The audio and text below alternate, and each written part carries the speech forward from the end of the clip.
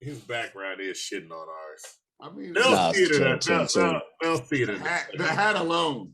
All right. Oh, wait. Guests, don't talk. We got to reveal you. We you know what I'm saying? I can talk about this. All right, here we go. Aren't the Rockets winning right now? Aren't they on the Rockets are on a 5-game winning streak. 5-game winning streak, and I'm gonna tell you like this. I went on a date. I went to the Rockets game. I went to the Rockets Bulls game. It was the first game of the winning streak, and now I'm gonna just call it. I'm the lucky charm.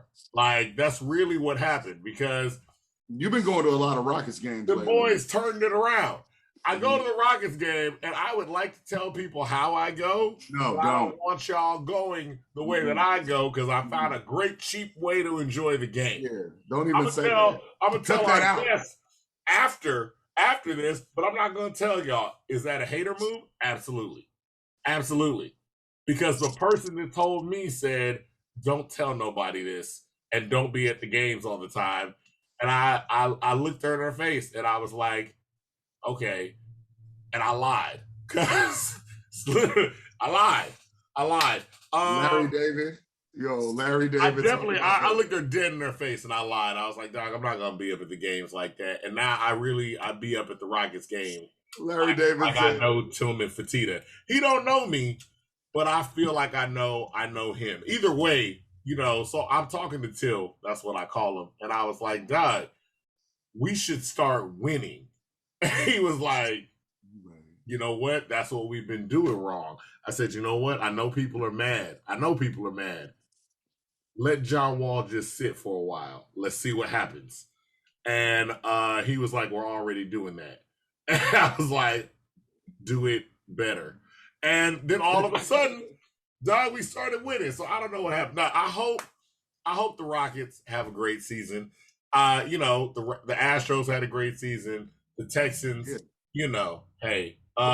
So Houston sports. Oh wait, there's always the Dynamo. There's always we got a rugby team that I always forget their name. We got a rugby team? Yeah, we've got the Rednecks, the Roughnecks. Roughnecks. I'm about to say, boy. Yo, do we though? I don't know what Dwayne's doing with the XFL yet. I don't know what he is doing. It's like Till. I know Dwayne. You know me. I don't know what he's doing either. But I do know that if Dwayne wants something done, he's gonna get it done. Because I know somebody in Dwayne's camp was like, "Hey, Rock, you mind if I call you Rock? We don't need to release this. It doesn't matter what you want." He was like, we don't need to release this rap song. And he was like, hey, it's about hunger. It's about He was like, dog, we're shooting the whole video on this. I don't care if anybody makes fun of me. They'll never do it to my face. And I was like, you're right. You're right, Rock. That's absolutely correct. I would never make fun of you to your face. So you go ahead and sit down and enjoy your 300 pancakes for breakfast and go lift a car. He knows what to do. He knows what to look for. He knows how things should look. And speaking about how things should look, that brings us to our next guest. Our next guest has a penchant for looking at things a certain way. You might look at this phone a certain way and see a phone, but to him, he sees a whole entire business structure. Honestly, oh, my light fell. Honestly, more than just a business. I know I'm trying to adjust it, man. Fuck y'all. Fuck the both of y'all. Fuck the both of y'all. Nah, fuck this. All right. He's a friend. I like this nigga. He cool people. Like, lately we've been getting like people who are like considerably our friends. Like, dude, it's Coreigh fucking Terry, man. Coreigh Terry. I can speak now. You can speak now. Also, I appreciate that intro, my brother. Appreciate the intro. Hey, what's unique about y'all? Y'all didn't catch a lot of the off-camera banter, but they talk like they ain't grow up with each other. Y'all just be talking. I'm like, damn, it's like y'all just met like 4 years ago or something. I mean, that's pretty dope. Well, we were talking before about our mom being strict because we were talking Right. about the movies. And I was Right. telling you about Ghostbusters. And I don't know because you were like, was your mom 7-Day Adventist? No, she wasn't. But I remember we was watching movies with all of our cousins. And somebody put in Ghostbusters. It was new, it was on VHS. We were like, yeah. And my mom came and escorted the two of us out. Like we was like drunk at a basketball game. And she was like, y'all gotta go. I was like, what's going on? Ain't gonna be no ghosts up in here. But you know what changed her? This is what we were about to start the show. What changed her was we were on vacation somewhere and we were at a hotel and The Simpsons was on. I think we're in Hawaii. We were in Hawaii. Nice flex. And so The Simpsons were on. And I think for some reason it was like the only thing on. It was like the only station on. My mom was very strict about us not watching The Simpsons, right? My dad was like, basically like, you know how they're like, oh, there are no like good cops because like, like the good cops let the bad cops do what they do. That was my dad. He was like the not good cop. So he would be like, I let y'all watch The Simpsons, but your mother. So the show is on. And we're all watching, and I'm waiting for her about to say something, and she laughed, and I could tell she was trying to stifle the laughter. Like I was like, we all looked over like she laughed at a joke from The Simpsons. Oh, she laughed at a joke from The Simpsons. Oh, and that she would even. And so I was like, nah, come on now. This show is not bad. And this was like early, like I think it was when early first season Simpsons when they were at the height of their controversy, and you go back and look and you're like, these were actually really good stories that had like great moral points. It was the Lisa Goes to Capitol Hill episode where she talks about the corruption in Washington. And so at the end, that's what she liked. That's what it was. Because I remember that was the first episode of The Simpsons, and then we fell in love with The Simpsons because I remember watching it. Mom be like, "I never said you could watch this," and I was like, "God, you blatantly." That's hilarious. You know what's ironic about this? When The Simpsons first came out, I lived in Hawaii. Really? Hickam Air Force Base, right next to Pearl Harbor. Really? His flex is taller than ours. No. My father was in the military. Hey, my flex. I just live, No. That's fantastic. How was living? But that's interesting. You said that. Yeah, it was a great experience. It wasn't even Hawaii. It was just, moving around so much and having to readjust all the time, and then kind of starting from here and no one knowing you want to talk to you because you're not part of the clique, and then figuring it out, and then getting cool with everybody before you leave. And next thing you know, you're cool with everyone. You leave, you got to start at the bottom again. And Delaware was after that. Had to start at the bottom. Yeah. Because your dad. Was to answer your question directly, but to answer your question, it was great, man. I got to do a lot of non-Black shit. And not get judged. I was riding skateboards and I was BMXing, I was boogie boarding, going to the beach, and probably gay jokes that I can't tell anymore because I associate with my Black side more. You know how that goes. But yeah, you got to coach. It was a good.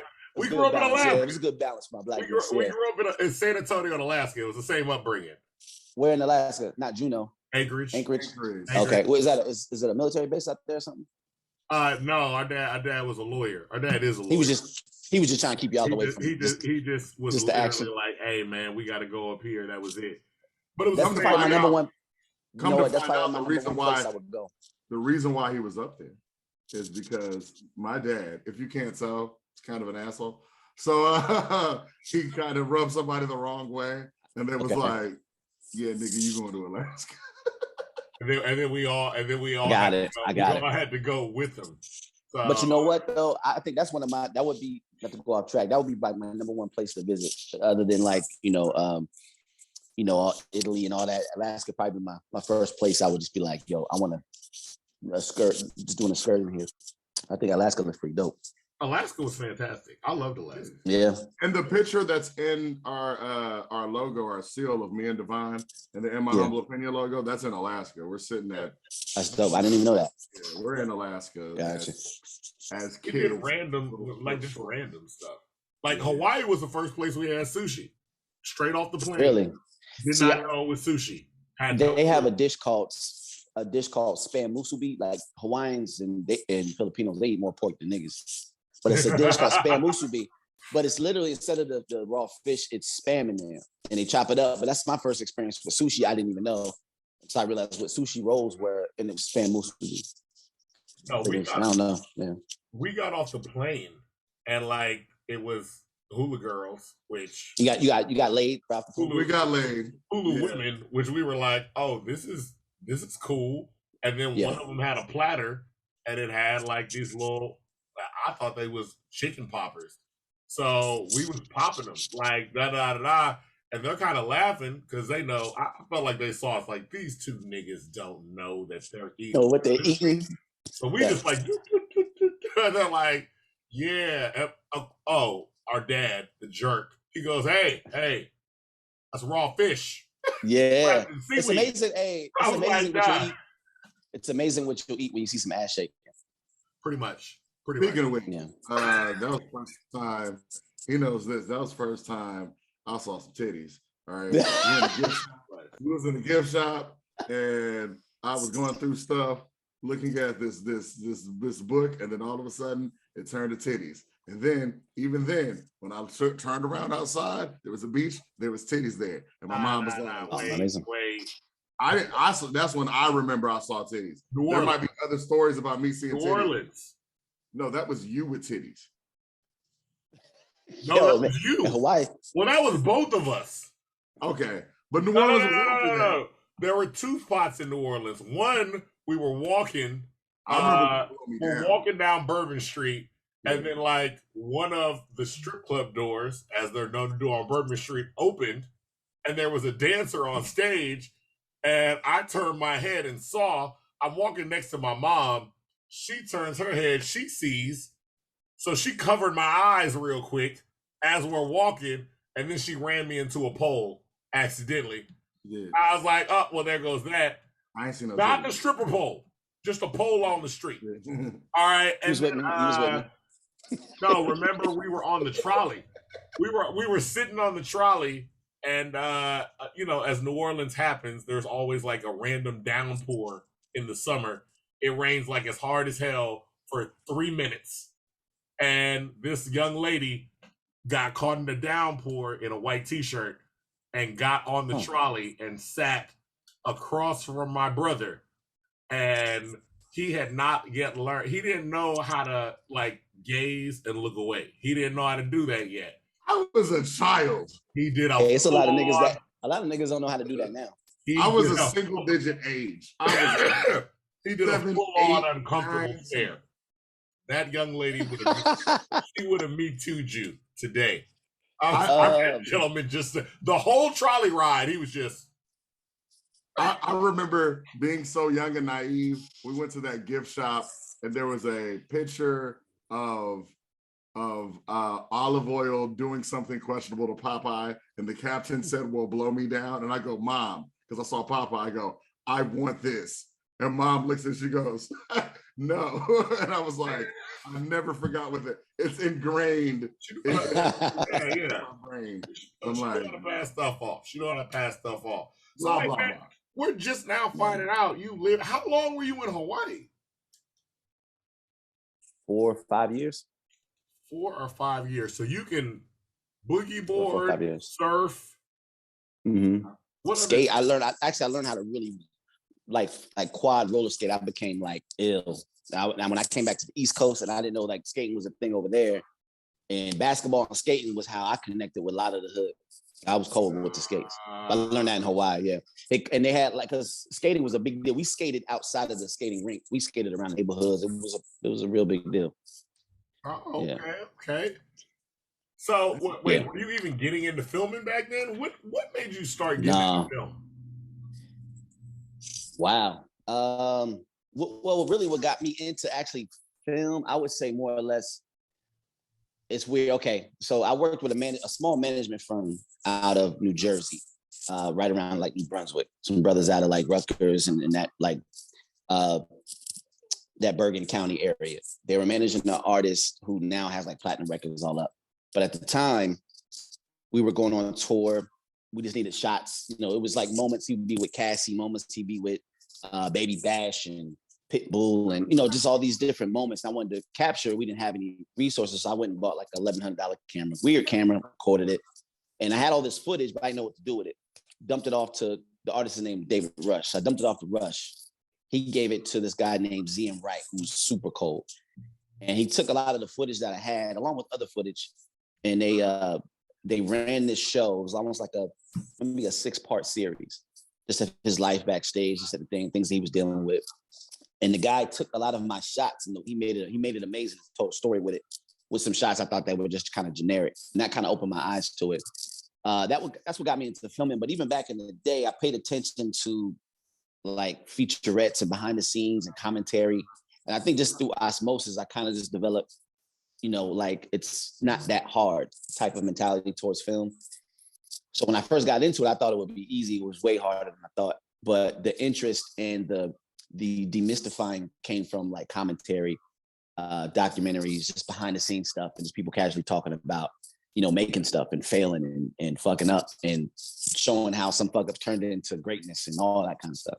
Or things that we thought were great that people hate. Like you hear Dave Chappelle talk about Half Baked. They can't stand that shit. Like and basically they basically gave him an option to write something. He kind of made something up in the session. I guess while he was pitching, he's like, yeah, we're working on something. Me and my guy, Neil Brennan, were working on something. He called Neil up, like, hey, you may get a call from Sony about us working on something. And it was like, okay, they called Neil. He was like, yeah, we're working on something. When can you have it to us? And he said, by the end of the month, which is stupid when you're writing a film, but they didn't know. But it forced them to write this first draft. They worked on it, and that's how it came out. Whatever they liked, it ended up, the movie, the film, the end part wasn't what they thought it was going to be. And even though they hated it, everyone loves it, cult-wise. And I like hearing stories like that. It lets you know that just knock some shit out, have fun with it. You know, the world's gonna do with it, you know, what they want with it. Yeah, how people take. I don't know if I answered that properly. You did answer it properly. It's okay. A podcast. Any answer. But wait, before you continue, Devon, when did you become fly? I've never seen out of place. No, because that's an important you're looking at his background compared to our background. Not even just like that's hilarious. When he presents himself, it's always in the, like, on a scale of 1 to 10, like no homo, whatever. It's always 10. He knows how to put everything perfectly together. It's 2001. Nah, I appreciate that. I don't know the fly part. That's a compliment. My name is. Let me see. I'm trying to be humble in my, you know, in my opinion. I'm just gonna take the compliment. I don't know when that happened. I know I just kind of see something. I see other brothers rocking shit, and I pull from. Oh, that's dope. That's dope. I like that. I could flip that. I can do this. I know even now, like, you know, after I hurt my knee, I gained weight. You can't rock the same. You know, when you're in shape, you know, being, you know, fashion was a little easier. A little t-shirt, this, that, there, some bands, whatever. You good. You know, you put a little weight on. You got to figure some things out. You got to figure layering and all this kind of stuff. And you know, yeah, I don't know. I don't know when that happened. I don't know. I have no clue. But I know I'm not a label guy. I'm a Target guy. That would look good on me guy. That's it. I'm not the, you know, Rolex, the whatever popular. You're not gonna see any labels on me more than likely. If you see anything that has a name on it, it's probably a local artist that all of us fuck with. You know, all my crib stuff behind me is just like records and shit like that from artists that I've worked with, photos I've taken from magazines. If you go in my room, there's nothing but hoodies and albums and cassette tapes of people that I fuck with. That's one thing you're probably gonna see me label out. Okay. I mean, you pay a lot of attention. I'm glad you brought up that whole, like, you know, it's easier to be fashionable when you're slim, because when you're bigger, for sure. I mean, you run the risk.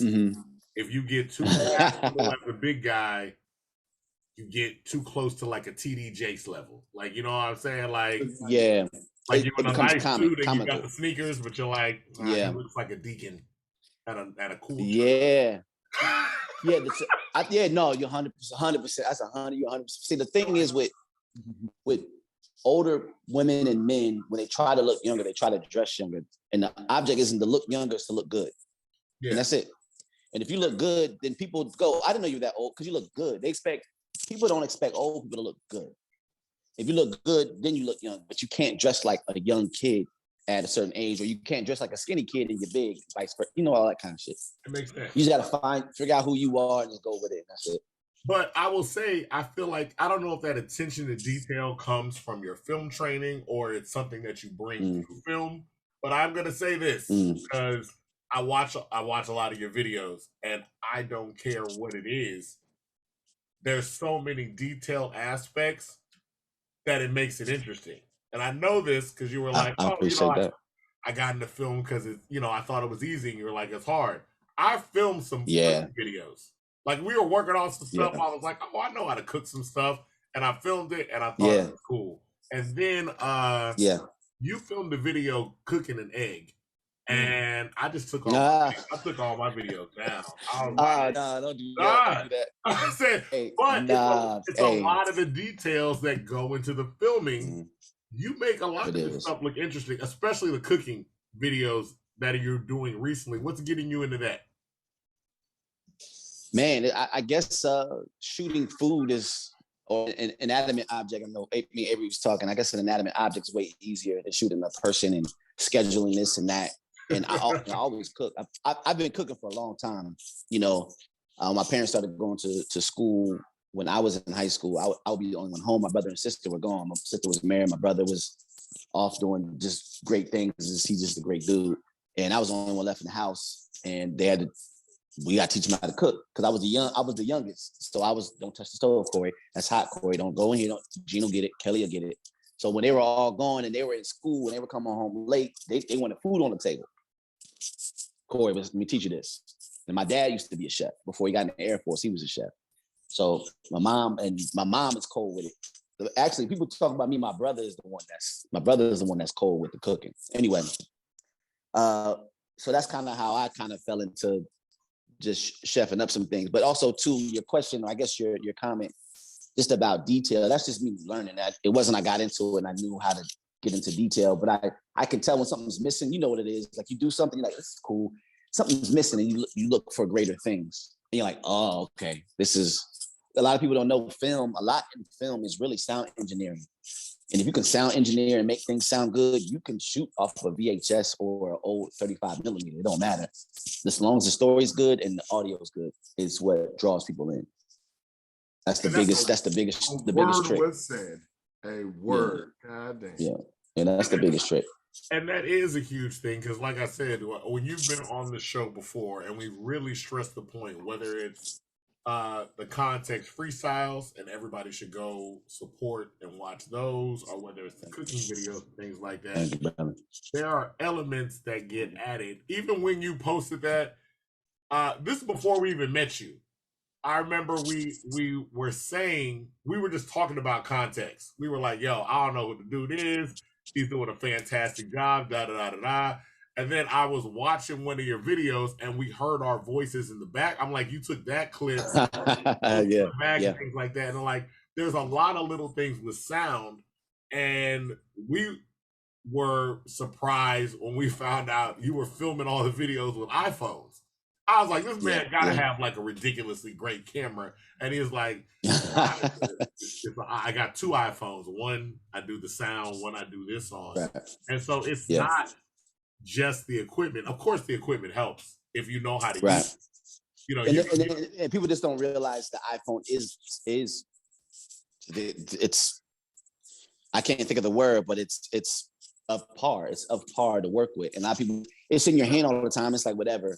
And if you shot something, when people shoot with it, they don't shoot with it like it's a camera. They shoot vertical. They're just kind of doing weird shit. When you put a real camera in people's hands, they want to like be all magical with it, romantic with it. And I just do that with the phone. And I don't know when I realized it, but I would just like be behind the scenes. I would just take something. I would edit it. I'm like, I can't tell the difference between this and my. I got a 7D that's sitting here. When I got a 7D, it was like $3,000 when I got this motherfucker. It was like the industry darling. It was like the industry red camera when I first got it. it got phased out. So many things you can't update, whatever, never. But yeah, I think if people just realize that phone in their hand is adequate. That's the word I was looking for earlier. You have to learn about lighting, learn about sound, and everything will fall into place. Just learn how to compose an image. Like right now, if you're looking at how I'm shooting, right? Like my background isn't flat. I'm shooting directly at the corner. You see the corner of my room right here, above my head. So you're gonna see the depth of the field that kind of goes out. That's like, those are the lines that a lot of photographers look for, and a lot of like videographers look for different angles. So it gives you depth in a room. That's it. Small little things like that will just set things apart. Shooting with foreground, small things. But that, like I said, that doesn't come with just me going, "Oh, I'm a detailed guy." It's just having fun looking up, researching, watching things. Why does this look better than mine? Like you said, why does this look fine? And you get intrigued and you pull it up, you watch more. And then when you watch things, you're watching it with a different eye versus just being entertained. So sometimes I gotta watch things 2 and 3, 4 times. I gotta watch it to be entertained, and I gotta watch things to see like what are they doing? How can I break this down? Oh, okay, I see that. Words like practical lighting and actually, like, I don't know if, like, so for instance, right, there is light right here.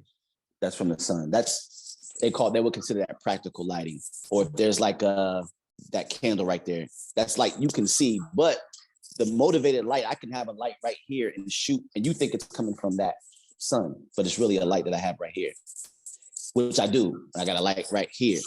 And anyway, I'm going too far into that, but it's what I guess my whole point is that if you're interested in something, just keep shooting, even whether it's food videos, don't take them down, because you want to come back and look at it and go, okay, this is why I didn't like it, because I wasn't thinking like this, or I didn't have this angle, I didn't tell this story. If you watch anybody shooting club videos, the really good ones, they're shooting people in the crowd, but they're also getting the bartender maybe pouring a drink or muddling some fruit, or the doorman taking money, just small little storylines, and it just adds into a film. It's just little small things, and it is the smaller details that add to it. But the more you do it, those small details become big. I definitely got to get the guy taking the money, or the security guard, doing the security wand around somebody, or whatever it is, whatever those small things are, they become obvious things to you after you keep doing it. And bringing that up too. Yeah, because when you went out with, I don't know what club, because I'm not cool and I don't go places like that. You went out with the Clubhouse crew and they had their videos, and I was like, that looked cool. Yours looked like a trailer for the greatest night all time, and I'm sitting there. You're like, "What's up?" in the camera. You're filming all this other stuff with it, and I'm like, this dude knows how to. I'm just saying, like, I'm making a statement to. It's a testament to. Yeah, I see what you're talking about, because it's amazing. No, I appreciate that. And I didn't answer your question all the way, Devon, about how I got into food. Really, my mom, I would post like a picture of something here and there in my stories. And my mom, oh, how'd you do that? And I would just send her a little clip of how I made it. And it was my mom that was just like, you better than half the people I watch on YouTube. And I remember I came out from my mom's 70th, and she was just showing me videos. We watched this guy, we watched that guy, we watched this guy. And it was just a bunch of, hey, how you doing? This is Cedric. Saying this is the thing. No. Make sure before we watch this video, we show you these lamb chops. And it was all this talk. The video was like 13 minutes long, but they're telling you about onions and scallions. Like, we know this shit already. Well, I say this. Those videos are who they're for. But when I would watch it, I was just like, obviously, I don't feel like hearing all that. And people just want to watch. I don't know what people want to watch. I know I make videos for people like y'all that are like interested in entertained by the details. There's some people that don't care, like what I'm doing, versus someone that has zero detail. They like them both the same. I don't make stuff. I make stuff that I want to watch. And I'm like, y'all that are like, even if I can't do it, I observe it. And I'm like, yo, this is different. And that's the only people I make it for. That's it. And I can tell those people that come up and kind of, just a handshake, yo, I like what you did there. So I see what you're doing.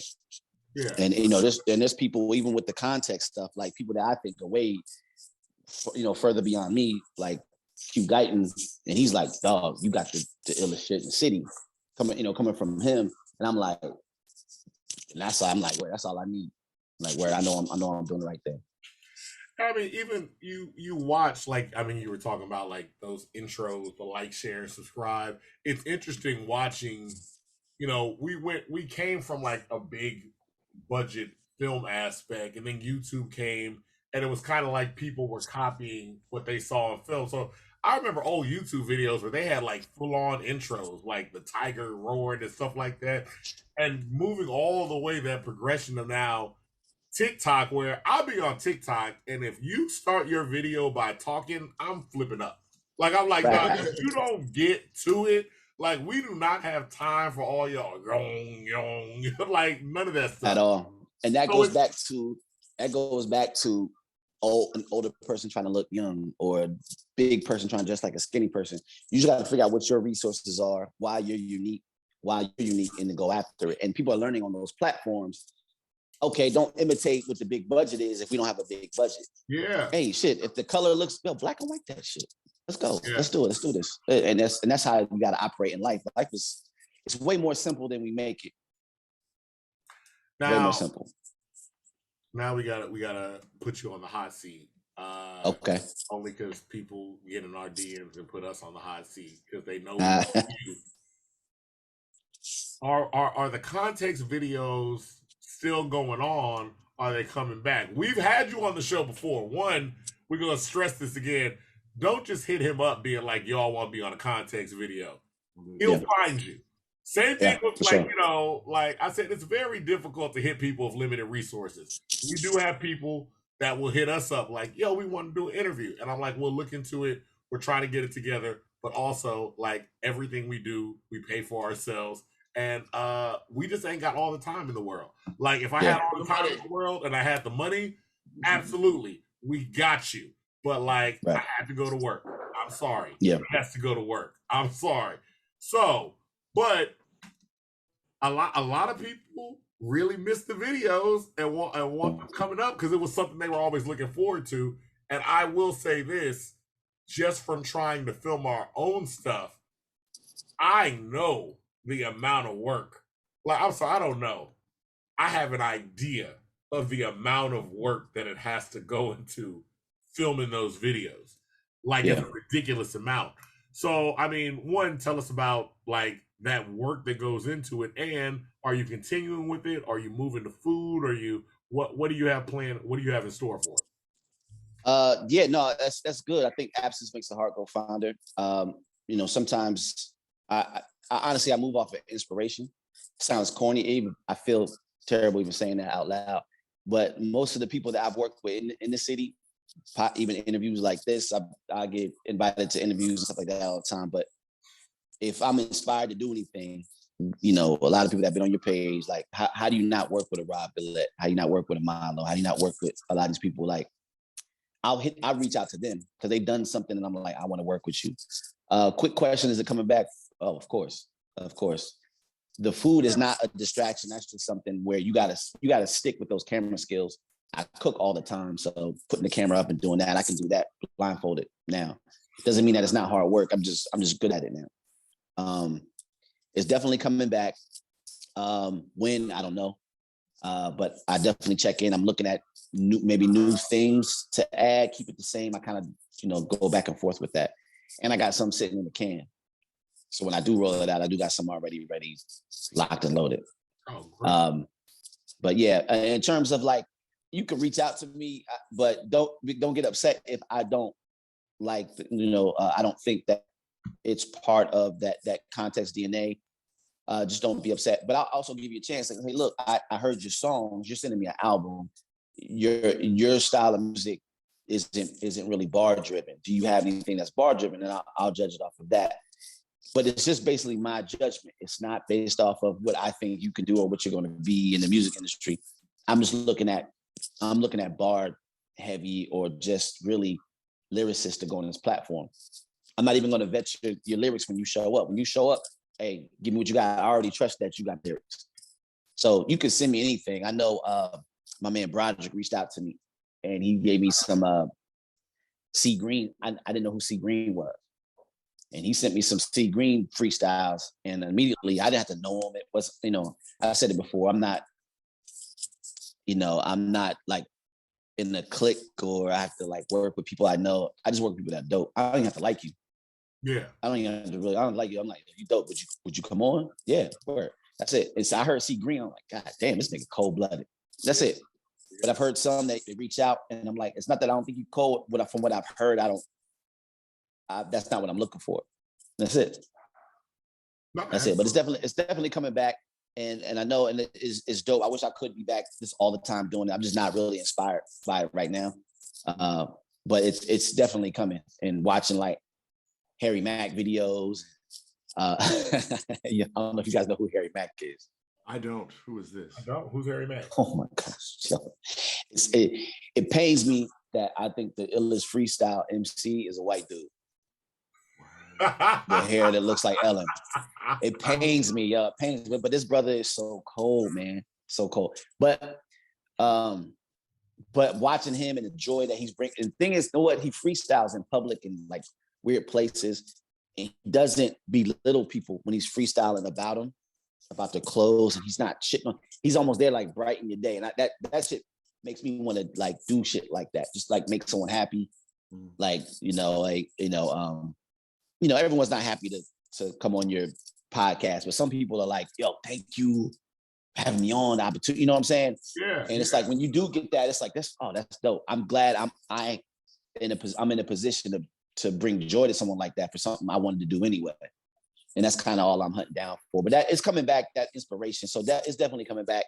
I found some folks, they hit me, they be tapping me like the Devontae Hunters. That boy's always ready to go. He's on go. Yeah. Boy, always on go.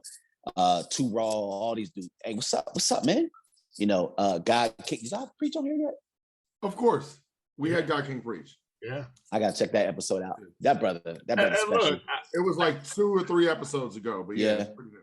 And I think the great thing about it too is it's great seeing the progression of a lot of these artists, and when they're going through and putting real, like Rob had put together a little video, not for this album, but the last one, and you're seeing clips that he filmed with you that's in that. Oh, wow. Or even when we go back to post stuff, because a lot of I love it when we interview an artist and we're looking at their stuff and I was like, oh, thank God they got a context video, because it's a nice solid video that they got. Like, it's like, oh, okay, this is a good video. It's them freestyling. I ain't got to worry about it getting taken down. Like, I don't know what be happening on Instagram sometimes, because sometimes it's like the artist will hit us up like, God, I'm not even in control of that. Like, I have no idea why that got taken down. And so it's like, no, it shows their craft. It shows them in a different light. It's great video. And so, it's always nice to see. Like I said, when we had Too Raw, when you were just saying, like, people that are happy to be doing what they're doing, he, like, epitomizes that. Like, he's just like, I love that, like, I'm very happy. Like, and I love tapping them and, challenging them, what you got for me, you know what I'm saying? But, and I know when they come, they come in, oh, man, these dudes. And I love the platform context, right? Because initially when I first got it, people just kind of just, some bars they had around that maybe was on the album no one heard or something like that. But then when people started seeing people come on and getting to it, people want to come back on and like, no, I gotta like really show that. And then you can see people almost talking to other MCs that went before them, but they're really talking to MCs that are coming after. And they just know, like, no, this I gotta make sure when they come and look through these videos that I stand out. And that's where I'm a big fan of that. And I think speaking of like just videos and looking at what you guys do, just gonna look back and man, you guys got a lot of content that could be used for just different documentaries, and it's a lot of storytelling in there. And before you guys, like, I would have guest songs. I was doing interviews before, and I would try to pull up other interviews just to kind of figure out who they were, maybe figure out what I'm going to ask or not to ask, because everyone's been asking it. Ain't had no interviews. Yeah, I was like I didn't even know how Britney. I didn't even know how Britney. I'm about to say Britney Spears. I didn't know how Britney. I didn't know she had an accent until she got like interviewed. She had no other interviews. Yeah. Like how she have songs on the radio? I don't understand that. But it wasn't a whole lot of like platforms like what you guys are doing. Just saying, hey, let's take our talents and make a platform and highlight other people where we're not necessarily getting much out of it other than the joy of doing it. It could lead to something, but it's like, let's just do this. I think they need to be highlighted. They need to be spotlighted. And instead of asking someone else, you should get them, you make your own platform and do it. And it comes back around. And speaking of Rob, my first time even meeting Rob, I had heard about him way before, but it wasn't, I still haven't done a context freestyle with him, but I did, it was, what was I calling it? I was just calling it first context visual, original visual. So basically, I was basically looking at people's albums and songs that inspired me. I was like, yo, have you done a video to this? And if they said no, I'm like, you want to do one? It could be old, new, it didn't matter. I'm like, you want to do one? I would knock out a video for it on the context platform, but for them. And that's kind of how I met Rob. It was a record he did with Jedi, which I didn't even know. Jedi Master, I know y'all had him. Yeah. That brother's cool. And when we were in an Uber on the way to that I think you guys posted it where you saw that dilapidated building and all that kind of shit. Yeah. We were on the way there. He was just telling me a story because Rob he went through some shit. I know that's his story to tell, but he was telling me what he wasn't inspired. Speaking of inspiration, he wasn't inspired to do music. Step and third. He said he saw an interview. He said, I can't remember what it was. It was a big interview. It was like on Complex or it was on like whatever it was. He couldn't remember. But it was, I don't know if you guys know who Ken Boyd is, the stand-up comic. Yeah, I do. Out of Houston, who's now doing big things. He's on Godfather Harlem, the last OG. He's moving around with Tony Rock and LOL with Kevin Hart, just doing big shit. Out of Houston, that was just fucking with everybody here. Did some great things. I did an interview with him, and he was like, pretty much lining up how he even got into it, because he was in that hip-hop space. That's why I wanted to interview him. He was talking about how MC Kane got him into the game and how he ran down people he worked with, like the Dantes and the Propanes and the skits he was doing with D-Lo. And I was like, I didn't even realize that was him. On Grace and all this kind of shit, right? And then he started breaking down his verse on Donnie Houston's Mic Check and how that came to be. And he said, I saw one. It was Rob Gillette. He was getting it. He said he was inspired. He said, let me do one. He did something, comedically epic. That was dope. But he was giving a lot of good words to Rob and his energy and all that kind of stuff. And Rob heard that. So I'm in the car and Rob's telling me about this. And I'm like, damn. And in my head, I'm kind of like, I kind of asked him something about that. But I'm just listening to him. I'm not realizing he's talking about the interview that I did with him that he said was big. He didn't realize, but also told me that the content, it was good to his eye. It didn't seem like some bullshit. He saw, it was like, yo, it was on some big platform. That's what he said, because he didn't know who I was. And he said it, I was like, I'm in the car, I was like, because he saw I was shooting with Rob didn't know I was shooting an iPhone until we was on the way there. And he was like, man, I ain't know you shooting, because Rob don't, he always give it up. I ain't know you shooting on iPhone, dog. Yeah. And I was like showing him some videos. He was like, no, it looks cool. But I told him, I said, that interview you saw, I was like, I shot that. And I actually interviewed him and all, and he was like, he didn't say nothing, but the fact that it came back let me know I was, some small things let you know you're on the right track. Keep doing what you're doing. Don't keep your head down. You don't always have to have your hand out looking for a bag for everything. Sometimes just move off inspiration, do what you want to do. If my life ended today or, whatever ended and I wasn't deemed successful, I never had a big part in the industry or whatever, would you be mad at taking these steps? And if it's no, you're doing the right thing. Because everything else is just going to be, gravy, as they say. Yeah, absolutely. Yeah. It's nice seeing people progress. Even the names you're naming, like we've had them on the podcast, talking to Jedi, where he was like, I don't know, I was kind of uninspired and kind of done with it. And now you see him coming full circle. And now he's like, yo, I'm back in it. And he's producing for Rob. Seeing Rob get reinvigorated by making rice. I mean, you bring up Donnie Houston, who was a DJ, and I don't think had any plans on starting a podcast ever. And now he's got that going. So it's like you just never know where the creativity is going to take you. And it's nice to have it done. Facts. And you see that, Donnie's well connected in the city, so he was able to get people that a lot of people can't get. Yeah. So now you see him out in Miami with Elliot shooting for a DJ Screw Art Basel, and you're representing that in a city that's not even yours. That's some fly shit. And a lot of times it only comes from people who are just willing to grind it out and just do dope shit. Just be dope, man. A lot of things will come out of that. Yeah. If you're trying to be just make your best better. That's it. Like I said, life isn't hard anymore. You can research anything. Like when I came up, man, when I was trying to shoot a movie, I mean, the camcorder was dumb expensive. Trying to trying to find an editing bay that's not even like a real thing. Unless you're taking 2 VHS decks and trying to record it. It was now shit. We have the shit that people complain about, like Instagram and shit like that. That's literally, if you made a film back when I was coming up, you had to submit all this money and submit it and try to get on a film festival just to have people to see it. You have a film festival at your film at any moment. So anyone that's making film, or any create, it doesn't matter. Like, you don't have to be a filmmaker to just create shit. You don't have to be called a filmmaker or a videographer. Just do what you do. Just know that you have a audience. You don't have to like invite people. Like, just post this shit. Like, if I had 30 people here right now to watch a short film that I made, that's fucking dope to view it. And then now I'm looking at getting 800, 300, views on a post, which is not comparable to what people are doing.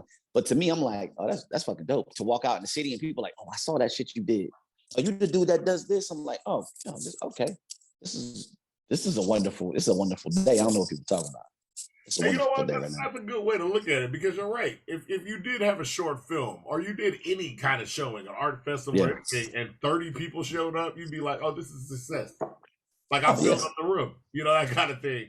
But it's weird when we translate to this, where you're like, oh, only 30 people viewed it. Yeah. And you're like, 30 people viewed it. Like, And I feel like I should be like, because a lot of those things, like even the thing you saw, what I had I think it was called Independent. I called it. I was going to go somewhere with it. It was supposed to be chronological, but I have other one, but everything else was just trash after I filmed after that. But that's a short film, a micro, whatever it is. Like, people will watch that, consume it, and enjoy it.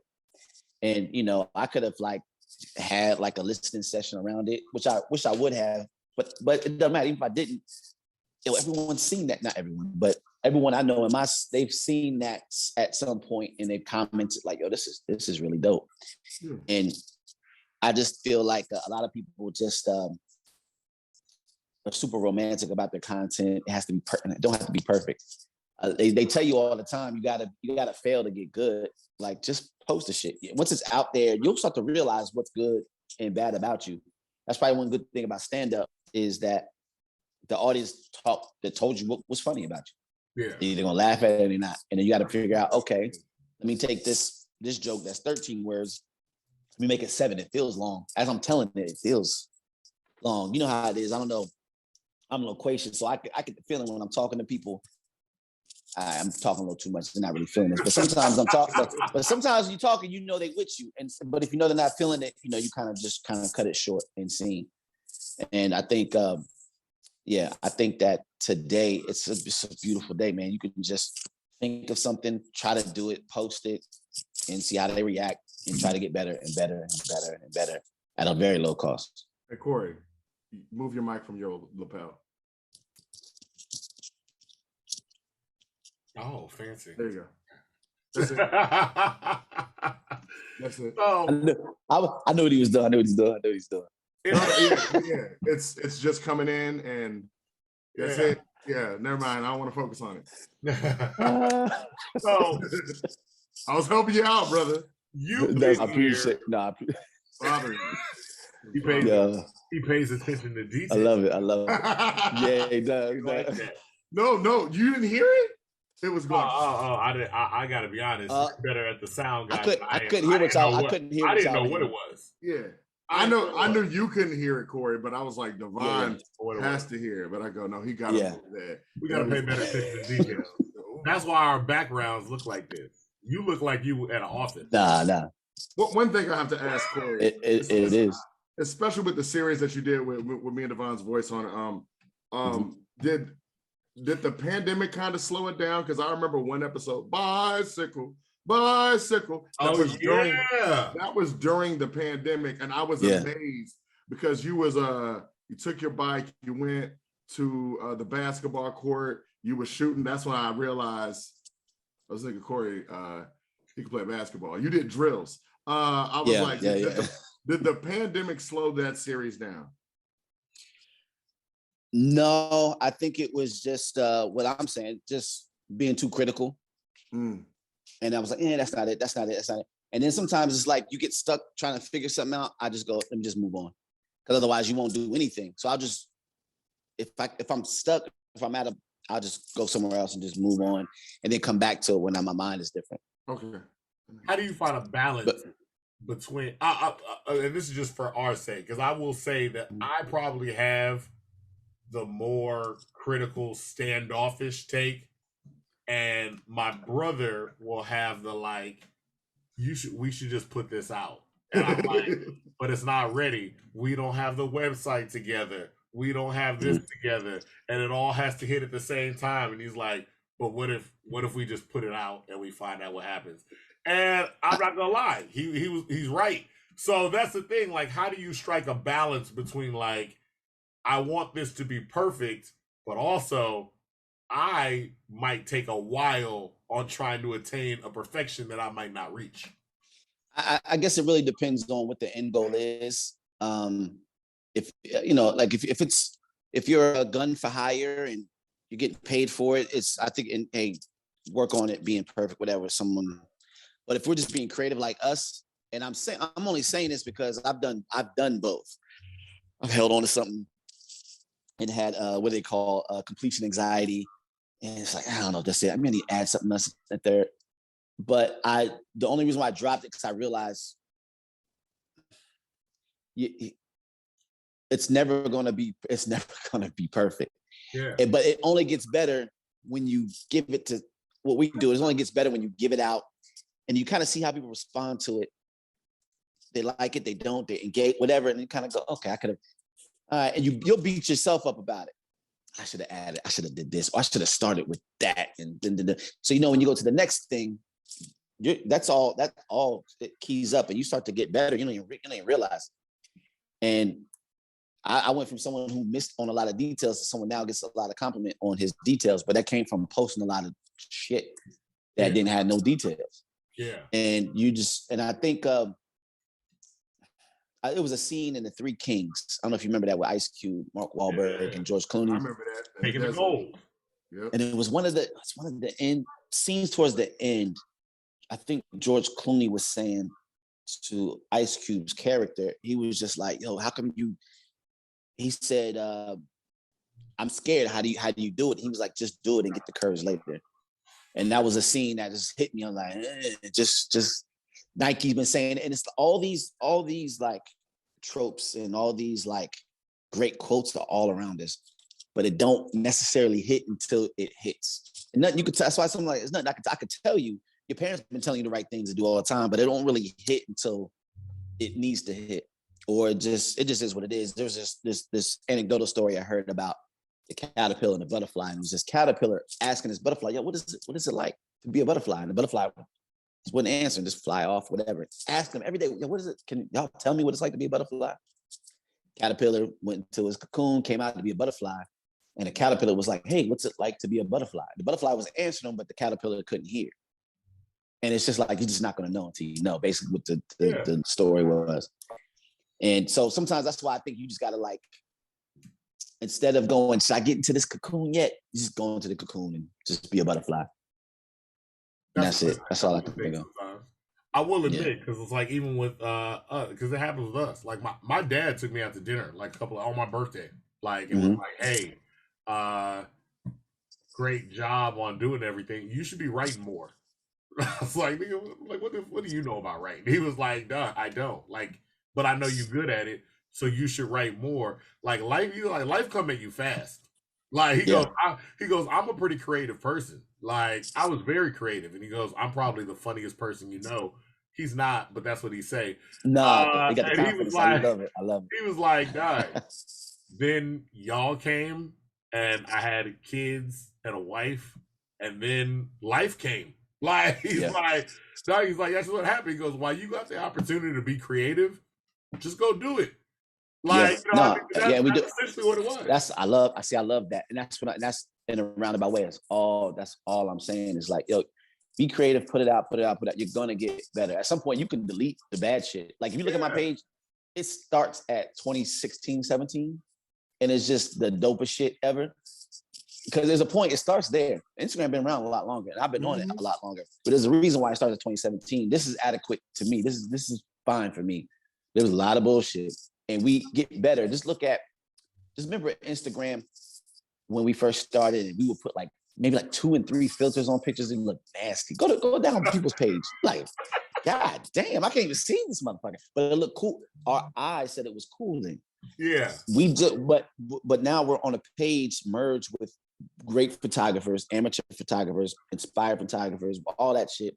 So even the people that don't even care about photography understand photography. You understand too bright, composition. You start to understand a little bit of things, even though that's not even a hobby of yours. Now everyone's a good photographer.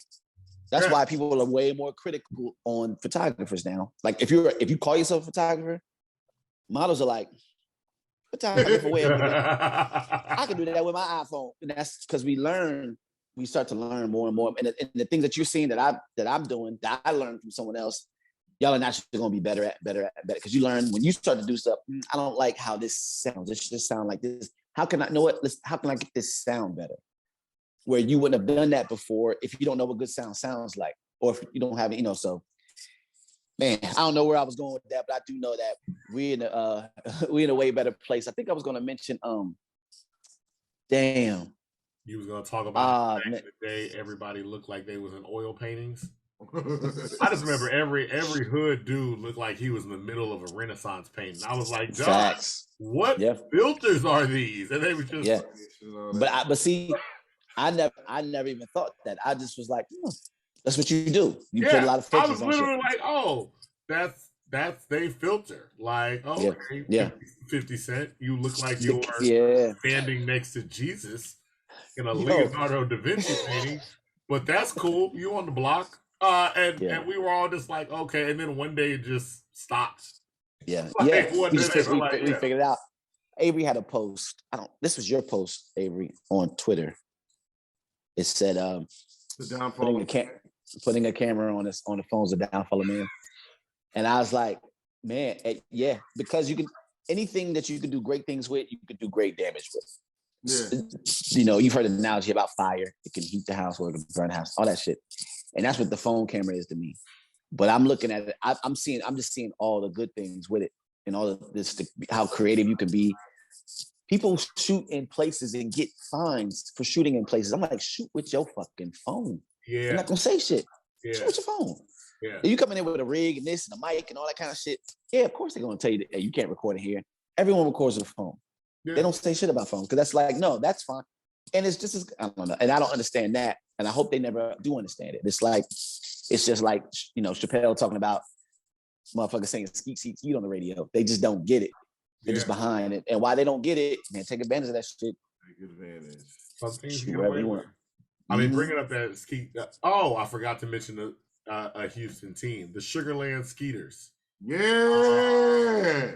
That's my team. Name ever. They gave me the Sugarland Skeeter. I got a jersey. They put it up to a vote to the children, and God bless the children. They voted on Skeeter like mosquito. And I know the news was like, oh, they chose it like mosquito, but I was like, I know these kids. Mm-hmm. It showed, because I said, I just want to go to a game and go all skeet, skeet, skeet, skeet, and get a response. They probably play that. I'm sure there's a smart DJ that's like, skeet, skeet, skeet. It's got to be a DJ that does that. Not in Sugarland, sir. Not in Sugarland. Nah, Sugarland, they give it up too.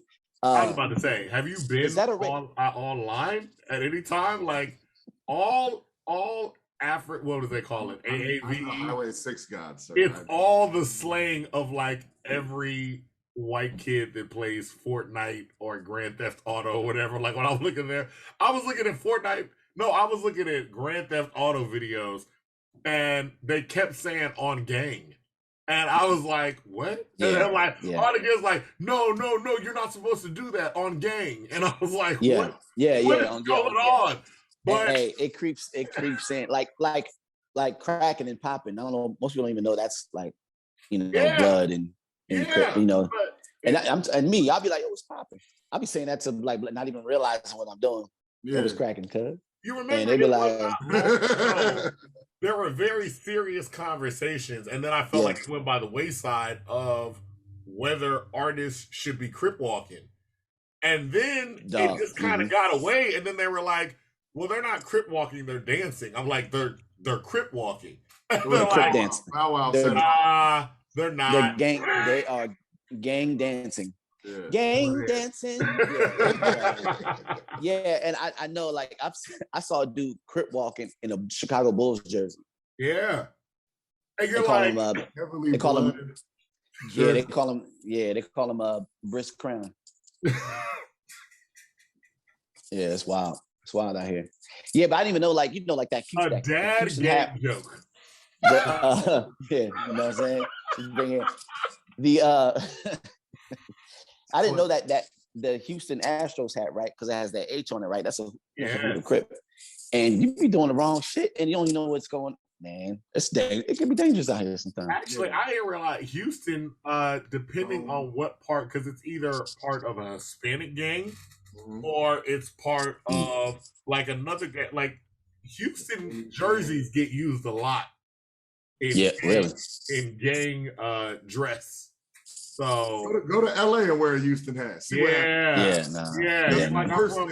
I'm from Houston. They're like, nah, Yeah. sorry. Nah, you ain't. Yeah, you ain't getting a pass, like, or even the just certain authorities. They see that they're hip to that certain tattoos, certain hats, what they mean, and he's just wearing the wrong shit, and they think, oh, okay, I know what this is. He's repping a set, and it's one of them gangs gonna get you. Blood, Crips, Latin Kings, cops. One of them gonna get you. I'm like, we were just in the World Series. That'd be my biggest fear. Yeah, I'm trying to explain it. Like I'm on my knees. Like we were just in the World Series. Yeah, it's just a hat, man. That's why you gotta represent the Skeeters. All skeet. Somebody gonna take it. Somebody gonna take it. So what I've noticed, right, in most of your interviews, it'll be Avery. He gives the great intro, right? Then Devon is doing like the meat of it, and then Avery, you get quiet. We talked about this, sir. Yes. I said, why do you be getting quiet? You be sitting there like. I'm like, I know Avery got some shit to say. Well, now I gotta say it. It's because I hate Zoom. My brother knows. Like we were talking about. Why are you exposing me? We talked about this last night. We were talking about. They go back and forth. But then this happened, the pandemic, and Devon was like, "We got to stop." I was like, "Let's just do Zoom." I'm gonna keep our first Zoom. I'm gonna keep going. Yeah. Me personally, I like let's just do it anyway. But I personally hate Zoom. But then it got, because Devon, like, is a writer and all this other stuff, it's good. Like, I genuinely enjoy it, but like and plus you can't catch the timing. Like, we're all good here, friends. But then Devon and you will start talking, and I feel like sometimes if I chime in, it's derailed. Like, I took a clip of me, Devon, and Rob talking, and then they were going back and forth. But I said something, Rob was like, well, and it's like it messes up the flow. Yeah. So you know what I'm saying? You know what? Sometimes it does, but I'll say this: when I watch The Breakfast Club, I can see the frustration in someone like Charlamagne, who probably is who probably could really know how to like begin and pace and complete an interview, and then you're in there, and then someone, you may have like a relationship question. It throws him off from the setup he had to get him to be able to answer stuff they wouldn't answer no one else. So I get it, but there's times where that kind of conversation draws, because that's almost like a normal conversation instead of like a map. So it does both work. But I always wondered. I was like, yo, is Devon being like, hey, nigga, shut the fuck up during this interview? All right, cool. Behind the scenes, Devon is like, nigga, and I was like, first off, I was gonna say, now I'm glad we're getting this out. First of all, when we were in the live studio, when you would see us from the beginning, we used to have like hand signals, and it was very obvious. Like we tapped the table, like go da-da, you da-da. Got it. We can work off each other. Zoom has a slight delay, and like if you talk at the same time somebody else talks, it cuts the sound out. And so that's why he's saying like that Rob thing where you'd be like, huh? What? And it like throws everything off. If you go back to our first Zoom where we were trying to get used to it, I'm not gonna lie, I'm panicking. Like I'm looking like, I said, am I talking too much? Am I talking too little? I don't know. So it took us a while to get used to that. But we're working on stuff. I know I keep pointing in the background. If you look in our background, random things keep changing about this room in here. Like there used to be a futon in here, and now it's gone. And now it's a bunch of trash. but that's not trash. That's unboxings. We're getting back to the live element because live works better. You can act off of people's emotions. There's immediate response, and there's a Yeah. lot to be said about. There was this study where they were saying like why people get so tired in Zooms, like why they get the Zoom fatigue, and they're like, because it's unnatural to stare somebody in the face This long. while Yeah. having a conversation. They were like, you would always look away or you'd look off or da da da da da. They're like, it's not human. They were like, yo, like when you get in an elevator, they said this is definitely an American thing too. In America, we have a larger distance between us. So like when you get yeah, that's how it is. That's exactly what happens. So they're like, so when you get in an elevator in America, there's usually, we like to stay arm length from each other. So I'm like, especially now during COVID, everybody goes immediately to the corners and we don't look at each other. You know what I mean? Whereas like there are some foreign countries you go to where people are used to standing closer to each other. Yeah. So it's like when I went to the Dominican Republic, I was like, Doug, why are you talking so close to me? Why? Like I'm right back up. But it's like you got to get like used to it. You know, so we that's true. That's true. Yeah, that's interesting. You know what? I saw that in the early versions of Versus. They didn't understand the split and like you're saying, the whole mute thing. Not at all. And like I remember when I was on live by myself, I could plug in my microphone and talk. And I remember I was doing a Versus with O&E. And I think I was 50. He was Ja Rule. Whooped his ass. I hope you see this, O&E. Whooped his ass. Had to. Bam, nigga. Anyway. Hey, the Brox is some dope motherfuckers. Have they been on here? Kane? No. Or O&E? You got to go. They minds work. Their brains work way different. I should say they minds because somebody's gonna try to pause me. But when we were on there, when he would start talking, or we did that split, my microphone didn't work anymore. And I had to figure that out, and I had to use the actual audio from the phone. And then it sounded garbage. It was trash. So I wasn't mad at Teddy Riley. They were calling him old. I was just like, well, none of y'all would be able to figure it out either. Because it's just, he had to take all that audio shit off before he could do what he had to do. Yeah, you can't do all that. But yeah. I mean, even looking at things like Versus, because I was like, Versus feels so a part of the culture now that you don't even realize. Oh, man. Dog, this started during the pandemic on Instagram. Like, this ain't old at all. And now we get a chance to see Busy Bone throw a bottle against the boot. But it's come full circle. Like, I'm like, now it's huge. Yeah, I'm going to throw a bottle at. I'm gonna throw a bottle at one of y'all niggas. I see. He got the bottle. I said, he gonna throw a bottle at us now. Hey, the funniest thing is the way he gonna shoot it. He gonna catch it from this angle, that angle. The bottle's gonna crack, and then he's gonna film the glass on the ground, and then it's gonna. Hey, you know what? Rob Gillette, and Rob's gonna be like all up a pot. You sound like a good director, dog. See? You sound like a good director. The best thing about, well, I'm not gonna say the best. I was disappointed. No. First of all, I went to the Suffers Taking the Bangers Versus show. Oh, I love Cam, yo. God damn. It was fantastic. It was absolutely fantastic. But I was disappointed that I was missing the Verses. And then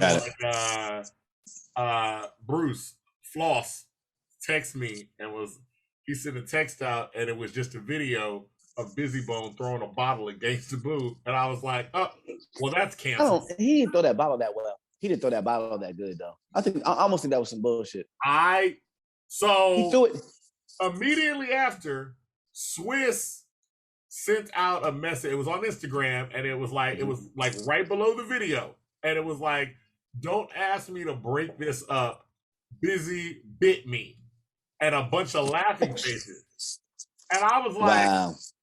Doug, you think they did this to just get the views up? Cause I say this. I say this. Back in like the 90s, being a biter was looked down upon. The second thing, right? He threw the bottle like 50 Cent threw the first pitch at the game. He threw it like at his down. He threw it like at his feet or something. I'm like, that's not a real. I know Busy know how to throw. Come on. Yes. Yeah, maybe he doesn't. But I'm like, you saw watch it, just watch it again and watch. It goes right to his feet. Yeah. Now, again, let me say this. Because if I say he's faking, then it make it sound like I'm calling him like a bitch or something like that. But something didn't seem right about that. Nothing. When no one really gets, I know how to get. I'm not a fight. I know how to get to a nigga.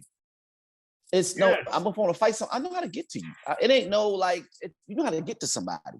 So it seems more grandstandish when he threw it and it hit the ground. He hit nobody. How you miss? I know, I know he's somebody I wouldn't fuck with. So I know he know how to hit a nigga with a bottle and a microphone. He missed both of them. No, we're on the same page. I was thinking the same thing. Okay. I was like, yo, I said, I feel like this is the thing. I'm like, we all know busy going busy. And I feel like they were just like, okay, so since we're expecting you to do something, why don't you do something? Like, we know you're gonna busy. The funniest thing that I saw out of all of that, and it wasn't at the show, it was literally somebody from the source. I think they were like the creative director or something at the time, whatever. They had tweeted out the source covers. And this is when Bone Thugs was like Bone Thugs. Yeah. And they had 4 individual covers. And they were all done in old world style paintings. Like they had I remember this. And they were like dressed up like nobility or whatever. And he's like, notice Busy is dressed in camo because he would not put on the costume. So I say all that to say, Busy always been himself, and Busy gonna busy. Like he's like, yo, I don't care how. Because I was like, did they go to the back and be like, dog? I said, because people were making jokes like they went to the back and they said, Busy, you messing up the money. You got to go back out there and apologize. And I said, I don't think they had that conversation with him at all because they would have been having that conversation with him since before 1996. Like, Busy been like, what do you mean? Like, it's hard to control. He's not in the look into my eyes video. He's not in like a bunch of videos. He'd be like, I said, I don't know why y'all are trying to act like Busy. Busy is David Ruffin, dog. When they make the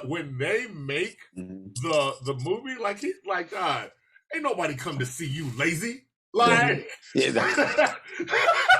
I'm like, even Thug Love. He said he went to LA.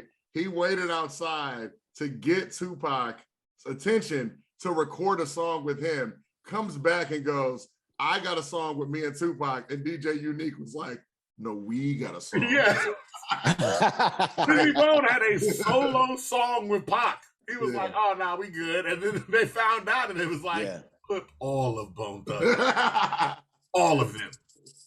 I'm not mad at it. I was like, yo, look. He has 3 songs with him. What was it? Stress? He has Thug Love, and I forgot the other one. But I'm like, yo, they just cut him up now. But that's crazy. And my thing is, when you pop up in your studio and Busy Bone standing outside, I feel like you just record the song. Like Pac was like, And to be honest, he's from Ohio. To quote Brian Busy Bone McCain, nigga, don't let the light skin fool you. I will fuck you up. That's what he put at the beginning of his first single, Thugs Cry. This nigga, he's about that life. And I feel you know what? I feel like we should delete that portion where I said he might have been faking. We don't. He might come looking for it. No. You're gonna get a context. He gonna see. He gonna be like, I mean, I might as well freestyle. Yeah. He do seem like someone just talked like a pimp for no reason. Do you have any cheese eggs? Like, huh? Why are you talking to the waiter like that? Look, bitch, I need $10 on pump 3. How? Maybe I can record a cooking video where he makes some cheese eggs. Full circle, baby. Full circle. I can do that. Yeah, I'm not even talking about making no money with that shit. I like cooking that shit, just having fun with it. Oh, no. I say that to say he does like cooking because we was at Coreigh's house and it was right. I remember, and I'm not gonna lie to you, I had gone in your fridge. Before you suggested that you were gonna cook some tacos. And I remember I opened up the fridge, I was like, oh, he ain't got nothing. And I closed the door and I sat down. He goes, hey man, we had been talking for a couple hours. He goes, Because we had a couple drinks. Niggas was hungry. And I was like, yeah, y'all want some tacos?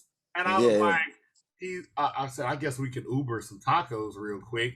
He was like, no, I'm gonna make them real quick. And I in my mind, I was like, with what? Yeah. I was like, what? How is he gonna do this? And he started going in that fridge, and he's like, man, I got this. I can do some stuff real quick. And it was delicious. It was delicious. I appreciate that. Yeah, and that's cooking there, man. It's usually I've had so many house parties, and sometimes parties that weren't even house parties, they turned into them. And if you're gonna have liquor, that's the other thing is food. Otherwise, women gonna start leaving. So I learned how to cook real quick. You want something? This is before Uber Eats. You know, it was like, you know, this is before delivery other than pizza. It was like you got to learn how to just go in, and I didn't plan to have y'all here, but you know what? Let's do boom, and here you go, boom. And that's yeah. And people learn how to cook. Gentlemen learn how to cook because Uber Eats is expensive, and it's getting worse. Yeah, like way $40. I spent $60 yesterday. I got some soup. It'd be like one of the so I was looking at. I was like, say, you got some low key shit because you've been losing. I ordered something for somebody else too, but I was looking at the bill and I was like, what? Something for somebody else. What's happening? I was like, every time, and Uber gets you by like they take the first charge and then they come back and they charge you for the tip after, and then they send you the bill like the next morning. Like, oh, hey, by the way, your Uber, you spent $100, but it's cool. Yeah, your Uber charge that we said was this, it is now this. Yeah, and it's just taking. Yeah. And I'm like, and you know I was drunk. You know I was drunk. Yeah, you saw me going to different restaurants. You knew I was drunk. You know I don't drive. So, you know I don't drive, right? So I don't have a car. So Uber is like my friend. So I'm an Uber Platinum guy. So a lot of those things get waived off for me. So I really enjoy it. I don't know. You guys do Uber groceries? Have you done that yet? I have not. I do. Wait, no, I do. I do Amazon Fresh, whatever it is. Yeah, same thing. They use they go to all the grocers. Yeah, Amazon is the best. I don't know why I go to It took my brother a while because I was telling him, I was like, dog, if you don't have your groceries delivered or do curbside, I said, I'm telling you right now, unless you're going to Fiesta or like the Asian supermarket, like Hong Kong market, you try to get something special. There's no reason. And we tried to convince my mom too, but my mom thinks that she can pick out the best fruits and vegetables. And I keep telling her, you can't. I'm gonna let you know right now. I said, Brenda, I've tried your watermelon. You like 4 out of 10. You 4 out of 10 on watermelon. Like I'm telling calling you your mom Brenda is hilarious. Sometimes it's sweet, but like them 4 sweet times, you ride on that. Like you like, you like the Cowboys. Like, we got them rings, baby. And you like, it's in the 90s. It's like trying to look at a woman and say, I bet she got some good pussy. You're gonna be wrong a lot of times. You just can't. You're never gonna be able to tell just by looking. You just like her clothes. Yeah. No, do you ever squeeze your women to be like, nope? Like she's produce. Yeah. That one's bruised. That's the bread. No, I'm just saying, one is bruised. People need to just order your food. Just order it. They'll deliver it. First of all, it's in Walmart and HEB and all their best interests to deliver you the best possible. Mm-hmm. Wait, they put the trash out for everybody else. All I'm saying is this: when it comes to going to the grocery store, it is my happy place. Now that my car has broken down, I got to get a new one. I survive off of I'm like, well, they're just gonna deliver Whole Foods anyway. Cool. But like I like the lighting. We were in Fiesta yesterday, you and I, Devon. I like being in there and that particular Fiesta. I mean, it's something. What's Fiesta? Let me know the address. It's we'll talk. Oh, yeah. Hey, you want to go to the strip club? I was thinking about getting some groceries. And the best target, in now Target, I'll give you Target on Main Street at 610. I used to work out there. Yeah. We'll need to know which Fiesta it is. Everybody should know that. Everybody should know that. That's the best Target. Yeah, and I know you're talking about the employees. Yes. Yep. Mm-hmm. That's what we're talking about. Can I help you, sir? Can I help you? Yes, yes, you can. Yeah. Look, LaQuisha. Yes, I was looking for. Yeah. No, I'm not talking about quality of service. We don't have the best service. But the service is actually pretty decent though. For this area, yes. Because Jack in the Box over here has the worst service out of any Jack in the Box I've ever seen. And Jack in the Box is trash. Ever. Yeah. I've never seen I've never been to want to make money. You pull up the Jack in the Box and they just get on the thing like, hey, the register ain't working. We ain't got no bread. We ain't got no meat. You want to order? Be like, can I still order? From Jack?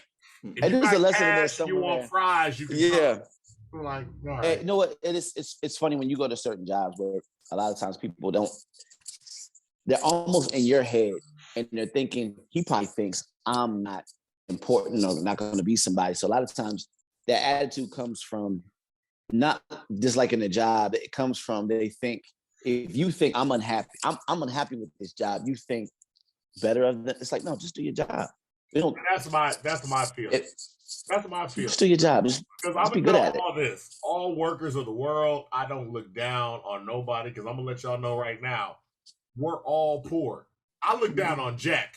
Like, I'm mad at Jeff Bezos. I'm not mad at you. Like Jack Freeman. I think Jack's doing.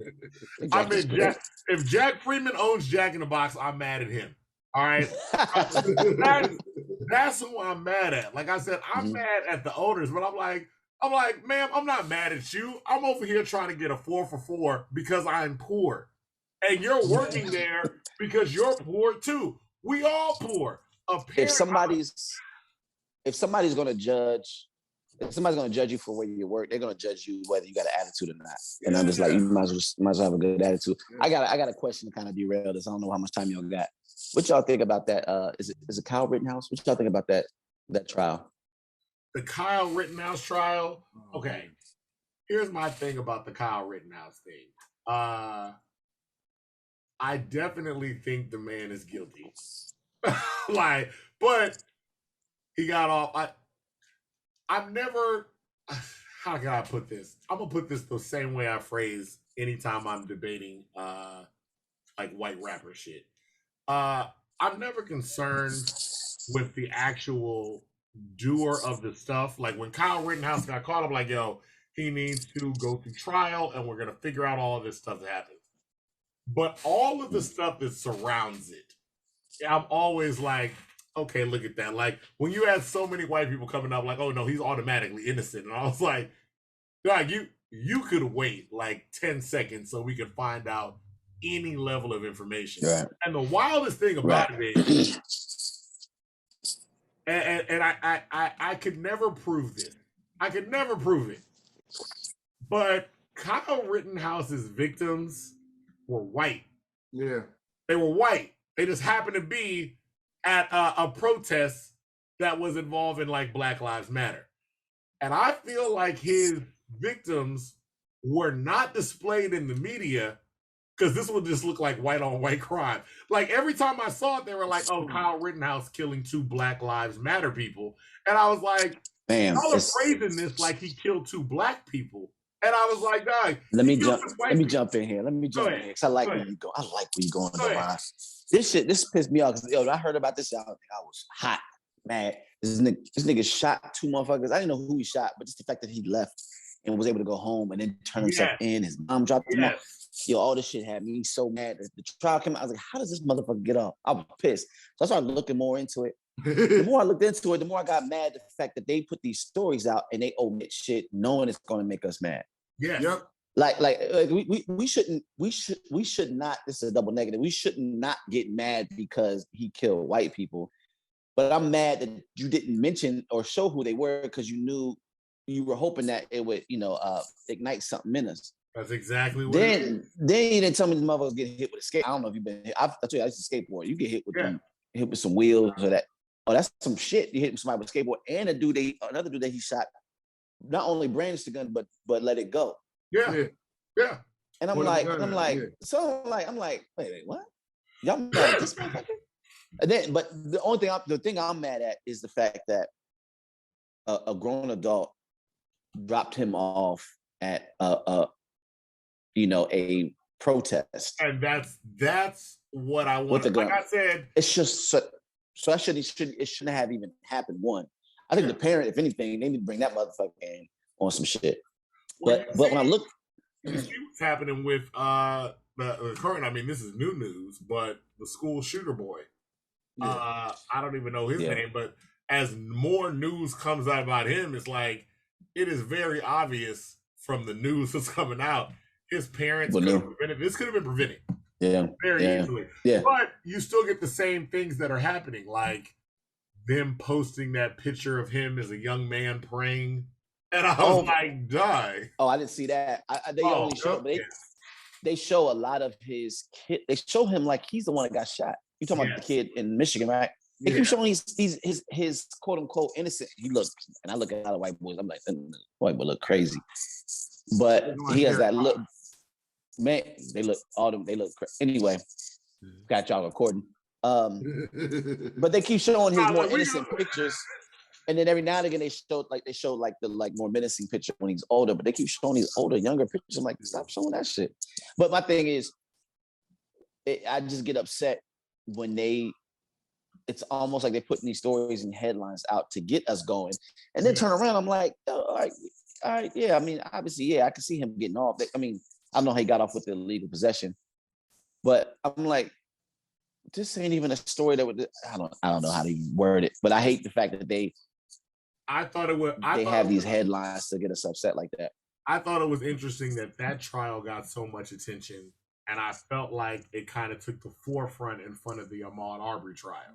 Yeah. Which I thought that was definitely going to get attention. And even though, look, those gentlemen were declared guilty and they go into jail. But I was like, people were like, oh, well, justice was served and they were declared guilty. I'm like, dog, justice being served. Thank you. The media. That shit pisses me off. Thing is just like, oh, well, and I said, when it's happening to black people, they're like, well, it quietly happened and justice was served. I said, but look, if this was another case, this would be 24-hour news coverage all the time. Mm-hmm. That's the thing, and that's the narrative that spins in your head, like, because the images that come out of these narratives are what feed into new stuff. That's what feeds into people's minds when they're like, oh, yeah, like this can happen. So I was like, yeah, that's a huge thing where I'm like, nah, it's not a matter about justice being served. It's also a matter of how it's portrayed. 1,000%. And they're, I don't know, it's kind of piggybacking and utilizing like our, just our anger for a lot of things in this country for clicks and views and money, all of that bullshit. It's kind of weird, but I mean, you hit it right on the head. I just get so upset that when I look at the case that we should have been paying attention to, and I do get upset when people are like, I shouldn't get upset at them, but people are like celebrating the justice. I'm like, he's going to jail, but my man's still going. Yeah, what cost? Man is dead for he's gone. So like even celebrating seems off to me. Like, yay, they're getting locked up. I'm like, yeah, whatever, fuck them.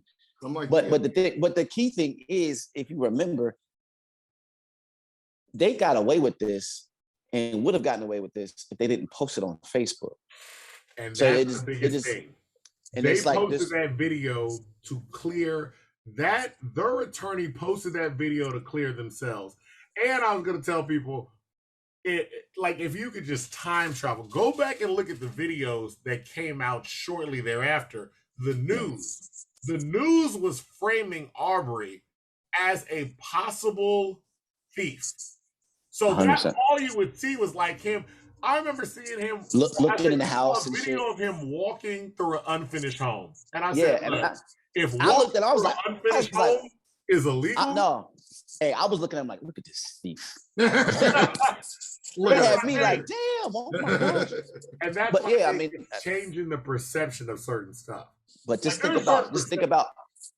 Go ahead. Devon, think about all the cases where the people weren't dumb enough to post their video on Facebook, or the people where they didn't record hunting down a black man and shooting him. Yes. They just get away with it all the time. They're not going to make any coverage. They just get away with it. These motherfuckers got away with it. I didn't know the lawyer posted. I heard that the lawyer used the video, but they had the video.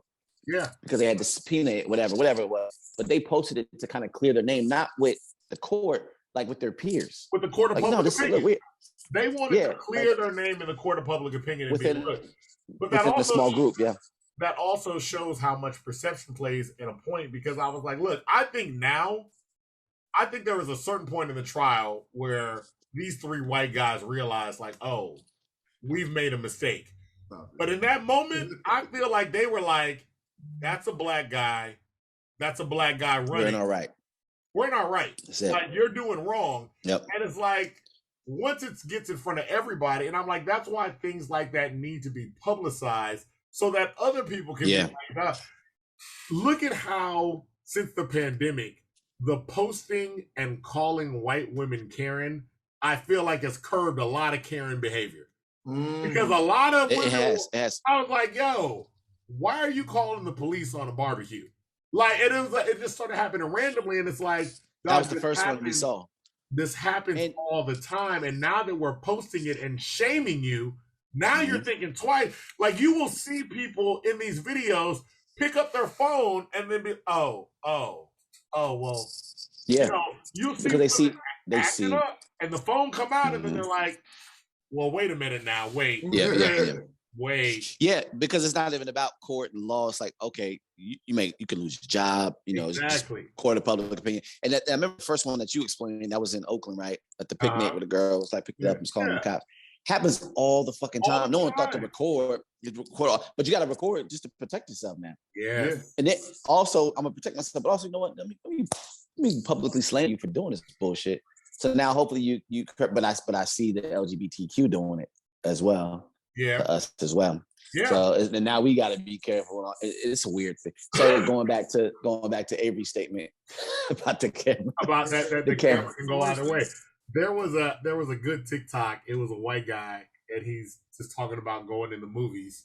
And he said, I'm going to the movies, so of course I'm gonna sneak my candy in. So he goes, I wrapped it up in a coat. And he goes, I walk past the ticket holder, and it's an older black guy. And we get past him. He goes, hey, stop, sir. And I turn around. He's obviously talking to me. He goes, I need to see what's in your coat. And he goes, sorry, I snuck in candy. And the guy goes, oh, I don't care about candy. I thought you had a gun. And he goes, oh, well, yeah, I guess that's fair. And the black guy looks at him and goes, got to keep an eye on you white guys. And the white dude goes, that is accurate. 2 points. Yeah. That brought me to 2 points. Point one, people, stop sneaking your food in the theater. Just walk in with it. Those are 16-year-olds. They don't care. I'm going to tell you right now, when you walk in the theater, you can go see as many movies as you want. Stop sneaking around. They don't care. It's not worth their job. They don't care. You're just doing extra. Point two, and this is my very important point, and this is for white people, mainly white men, all right? Stop getting to the movie late, but when you do get to the movie late, stop getting up. Don't get up and come back. I be at the movie. Where do y'all go? Why are y'all getting up and coming back? He's got to pee. I don't like that. I'm drunk. I'm drunk. Okay, here's the thing, though. Here's the thing. Bathroom breaks. It puts all of us on edge. All of us are like, coming back with a weapon? Are you coming back with a weapon? Dog, just sit. Do like the rest of us. I hold my pee. You see all the rest of us make a beeline to the bathroom as soon as the credits roll. You know, I watch Marvel films. My leg is shaking while I'm waiting for the credits to roll. I was like, dog, if y'all don't hurry up and get to the end of this, so I can get this clip, so I can get to the rest of it. And full disclosure, I'm drunk. And when I'm in the restroom, I get to hit my pen again. Boom, I'm high again. I'm gonna tell you right now. This goes Finnegan's. That sounds like a restaurant. My third point. Again, nobody cares. Hit your pin in the theater, dog. They don't care. They don't care. You think they just happy you here. There's not a happy you think a 16-year-old is like, yeah, I'm about to take him down. Like, dog, I'm like, dog, I don't care. We was in the movie and we stuck into another one, and I was like, I'm walking. The girl I was like, don't let him see you. And the girl was like, dog, I don't care. Like, I don't care. We've seen you here for 4 hours. Ain't no movie that long. Yeah. So yeah, guys, just walk in the theater with your candy, dog. No, nobody cares. But that's hilarious. Don't come in there with takeout. They might care. Dog, they might care, but they also they know when they know when the theater's smelling like leg hut. They're like, oh no, they know we don't. They know we don't serve that. They're like, all right, y'all good. I think now they just happy you're not home on watching Amazon Prime or Netflix. They like you came, man, do whatever you want. Every movie you see now in the beginning, it's the nigga that made the movie that's like, thank you, please, thank you so much. They are so exactly. When the theaters opened up, it was A Quiet Place 2, and John Krasinski was in the beginning. Thank you. Yeah, that's funny. Thank you so much. I saw Venom. Whoever was in Venom, thank you. Oh my God, thank you. But you know why that was? I forgot when the first movie was that popped up. Oh no, I think it was Tenet. It was Tenet. That's the one they were pushing to get people back. Right. Yeah. They were like, oh, this, and they did something before Tenet. It might have been Trolls or something like that. No, I think Tenet was the one. Tenet was the obvious one to get you back to the theater. Tenet was like the big one because I was worried. Because Tenet was great, but they put all of that weight on my man's back. Yeah, they did. It was like, if the movies fail, it's because of Denzel Washington's son.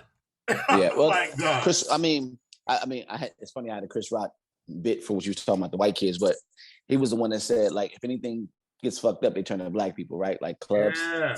When clubs will try to get like this, I want this type of look, this type of scene, this type of environment. I don't want hookah. I don't want this. I want you to dress like this. And when they're not hitting that profit margin that they want, hey niggas, come on in. Have some fun. Get some hookah. But he made the point when the country was dipping down. It was and that's when Obama was in to help with the economy. It's funny if you notice a lot of shit when it goes down. Oh, they're gonna put a black man up front and center. It's every time. That Office thing where they're like, where Dwight was talking about how you start a business, and he goes, if you want a successful business, first you have to get the black people to come, and when black people come, then the white people come, then comes the hard part, getting the black people to stop coming. That's like, hilarious. That's accurate. That's so accurate. That's how we got the CW. It was the WB people. That's how we got the Fox. That's how we got Fox. These neighborhoods out here. Speaking of, I know you hate the Pinks, but remember Pink? She came in singing her soul out for some niggas. Oh. And she was like, thank you, niggas.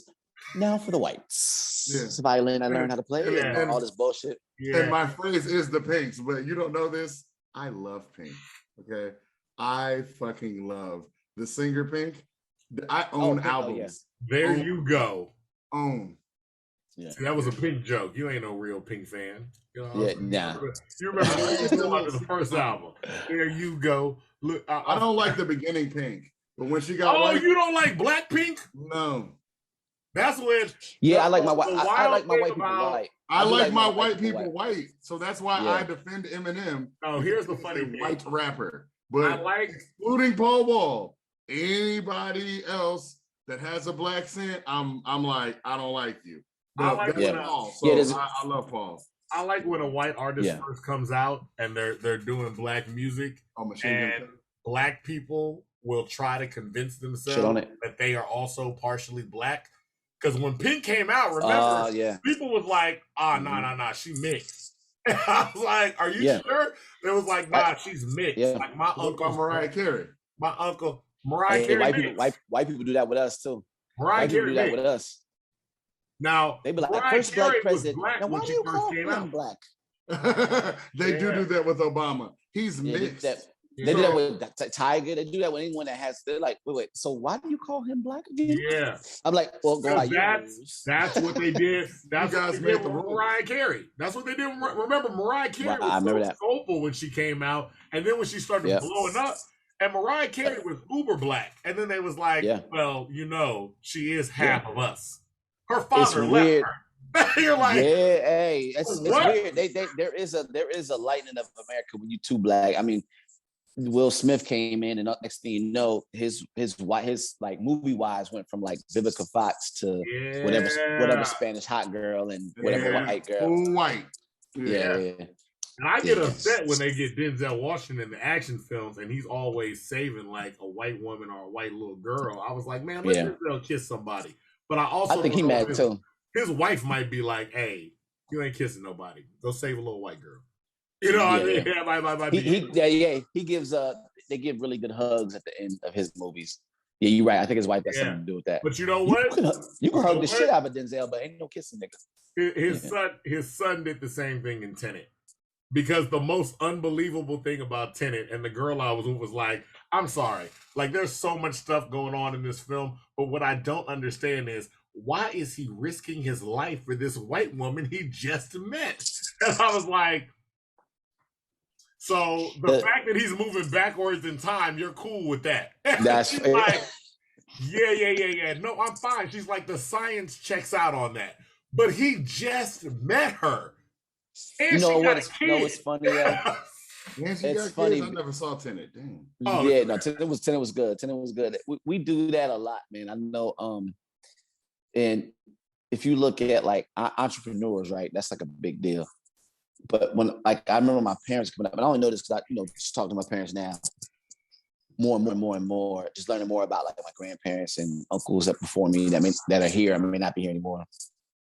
You know that we had like a lineage of just like of black entrepreneurship in New Jersey. It was called the Lawns, like South Jersey, like Delcy and all that kind of stuff. And the whole like avenue was just all black commerce, right? All of our family, automotive repair, barbershop, produce, whatever. People come from Philadelphia to South Jersey just to shop with them, right? And I was like, dang, that's crazy. I'm hearing it. And today I'm hearing, I'm like, what the fuck happened?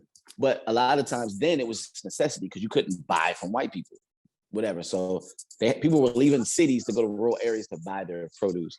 So a lot of entrepreneurship was just out of survival, right? It wasn't out of like on some stunt type thing and I do my own thing. I'm my own boss. That Dame Dash talk, which I think is needed, but it wasn't that. It was just survival. A lot of black men, black women, grass is greener type thing, ice is colder. People started working for other corporations, but also too, you had things like 401ks and pensions and Social Security you could get working with the government, going in the military and all this kind of stuff, right? And people started leaving that whole thing, and now we're right back to shitting on people for working for the man, and we run in these weird cycles. And I think me and Avery was talking about it the other night, how we just do so much trying to separate versus elevate. Everyone wants to look so different from the next man and be so different and be, I'm not this, I'm not them. And I think that's how it started in Hollywood, where it's like, look, I'll do those films because I want to separate from my peers. So I'll do all this non-black shit. I'll do all this like Requiem for a Dream. Yeah. Shout out to Marlon. Yeah, I like that movie. that was a great movie. That was a great movie. Yeah, fantastic. But I think a lot of our issues we put on white people, but a lot of it has to do with just us and just trying to one up each other. Go ahead, Devon. I was gonna say the other thing too is, and like you said, Requiem for a Dream. It's also the opportunity to do a Requiem for a Dream, because we're just getting to the point. I was just showing some friends last night Southside on HBO. Southside on HBO is hilarious. Super funny. Yes, I know exactly what you're talking about. Super funny show. I said, it's taken a while to get the freedom to do comedies like this for black people because he holds his mic. Because there might not have been that opportunity. Like, it's like, yo, and this is not to say, yo, the comedies that came before them were bad. It's like when you're working with a big budget environment or things like that, and they're like, hey, we saw this one black thing, and now we think, you're funny, but we want to put you in another black thing that's like this black thing that we already know that makes money. We don't want to take a risk. So it does take a lot when you get like a Marlon Wayans that's like, you know what? I would like to be in a drama that's going to have some wild scenes in it where I'm a drug addict. That's what it is. Because I got to do something about. Remember, Marlon Wayans was in not Homeboys in Outer Space, the Wayans Bros. Mm-hmm. For a while, it was just like, that's y'all's thing. You're Wayans Bros. You're physical comedy funny. You're from the Living Color lineage. Yeah. All we want to see from you is the jokes.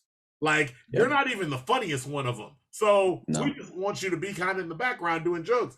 And it does take a lot for somebody to be like, yeah, I got to do something to show y'all I can do anything else other than this. So I'm like, it helped too. I think that worked for him. Yeah. I say all that to say, watch Southside. No, I've seen. I love it. I love Southside. Marlon, I think what Marlon did, even someone that's came from a lineage of like legends, he just figured out how to just make shit on his own and not have to like go to like, and that motherfucker be writing and getting greenlit shit, and where people not really fucking with him. So now he can get off anything he wants. Yeah.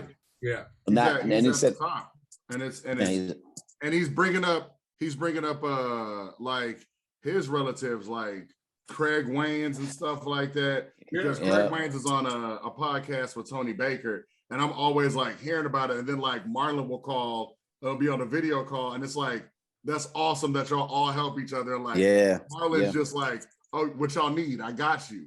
And I'm like, yo, it's always good to, even like where we're at now in comedy as far as being different. Like, one of my favorite comedians, well, Tony Baker, but Kev on Stage as well. Like, people like that of just like, yo, we're not all hood guys. Like, y'all know that, right? Like, we're not. Even getting the opportunity to show, because that's the other thing too, where the definition of what is hood. Because people could say, I don't think Southside is a hood show. I think it just shows a whole lot of aspects. It's just a black show, but it shows a whole lot of aspects of being black. Are there some characters on there that you might call hood? Sure. Are there some characters on there you might call a coon? Sure. Like, it go back and forth, but it's like, yo, this is just all blackness, and I can find funny stuff in all of this without That's it. Yeah, and I know, like, my brand of humor, it doesn't really strike a chord because it's not really hood. It's black culture, but it's not hood culture. A lot of times people, if you're only from the hood, you may not even understand it till maybe later. But it's just like, hey, this nigga corny. This nigga this, that, and it's like, it probably am to you.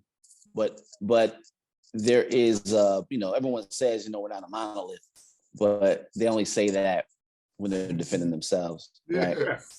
But it's like, I remember growing up and being around white people, and I was like, I'm concerned that, like, I know Seinfeld, but y'all don't know Martin. But then also, I remember being around black people, like, oh, you watch Seinfeld, old trash, like. And then when I started finding black people that watch Seinfeld, I was like, this is funny. I wish that there were like black shows like this. This is funny. Yeah, like, that's it. Yeah, so now you're seeing more shows like that, and you're like, oh, okay, Now we got Atlanta. It took that long, but we got Atlanta, which is the black. Watching people see Atlanta and be like, oh, this is hilarious, and hearing him say things like, these are the shows that I liked. Yeah, and I just wanted to show it from my perspective. It's not because Donald Glover is George, his cousin who's the rap, I forgot his name. Paperboy is Jerry. Lakeith Stanfield is Kramer. And then Zazie Beetz is obviously, because I got a huge crush on Zazie Beetz. Is obviously Elaine. Yeah. I would say, and I never looked at that's actually pretty good. But it also takes somebody who, because before you always had so many differences, but the people that weren't of the hood would try to be hood to get accepted. So they weren't being their individual selves. Like Nah. Donald Glover's being, like Lena Waithe is being, like Issa's being, like just be yourself. Stop trying to be like whatever everyone else or success, right? Yeah. Just be you, even if it's not successful, but it's going to breed something. You're going to generate something either on your own or it's going to be for somebody else. But create that lane on your own. And you look at, like I said, Donald, it's just like he's not scared to not be of the hood culture. He's like, look, I'm black, whatever. Y'all want to shit on me. He's self-deprecating even within the film, within black culture, and he still has a character that's going to represent what he is in black culture. Someone that's almost looking on the outside in, but you're damn near adjacent to everything. Like, you don't have to be from the street to understand street culture. Yeah. Now, to understand it fully, you're not immersed in it, but you can be, in black culture and still understand street culture, because you got to know it enough to stay away from it. Yes.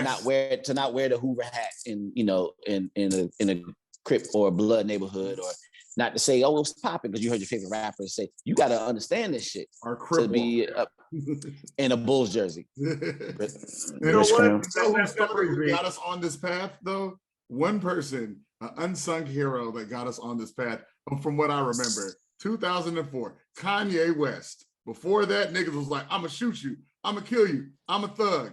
Kanye West was like pink polo, and then we started to draw back. Now Kanye West he's we're gonna go to pink polo, then I gotta give it to Cameron. Cameron had us all dressing in pink.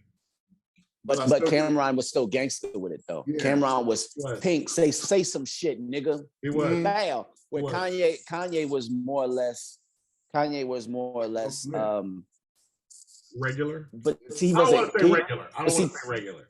Nerdy. He was like, no, I'm with y'all hood niggas.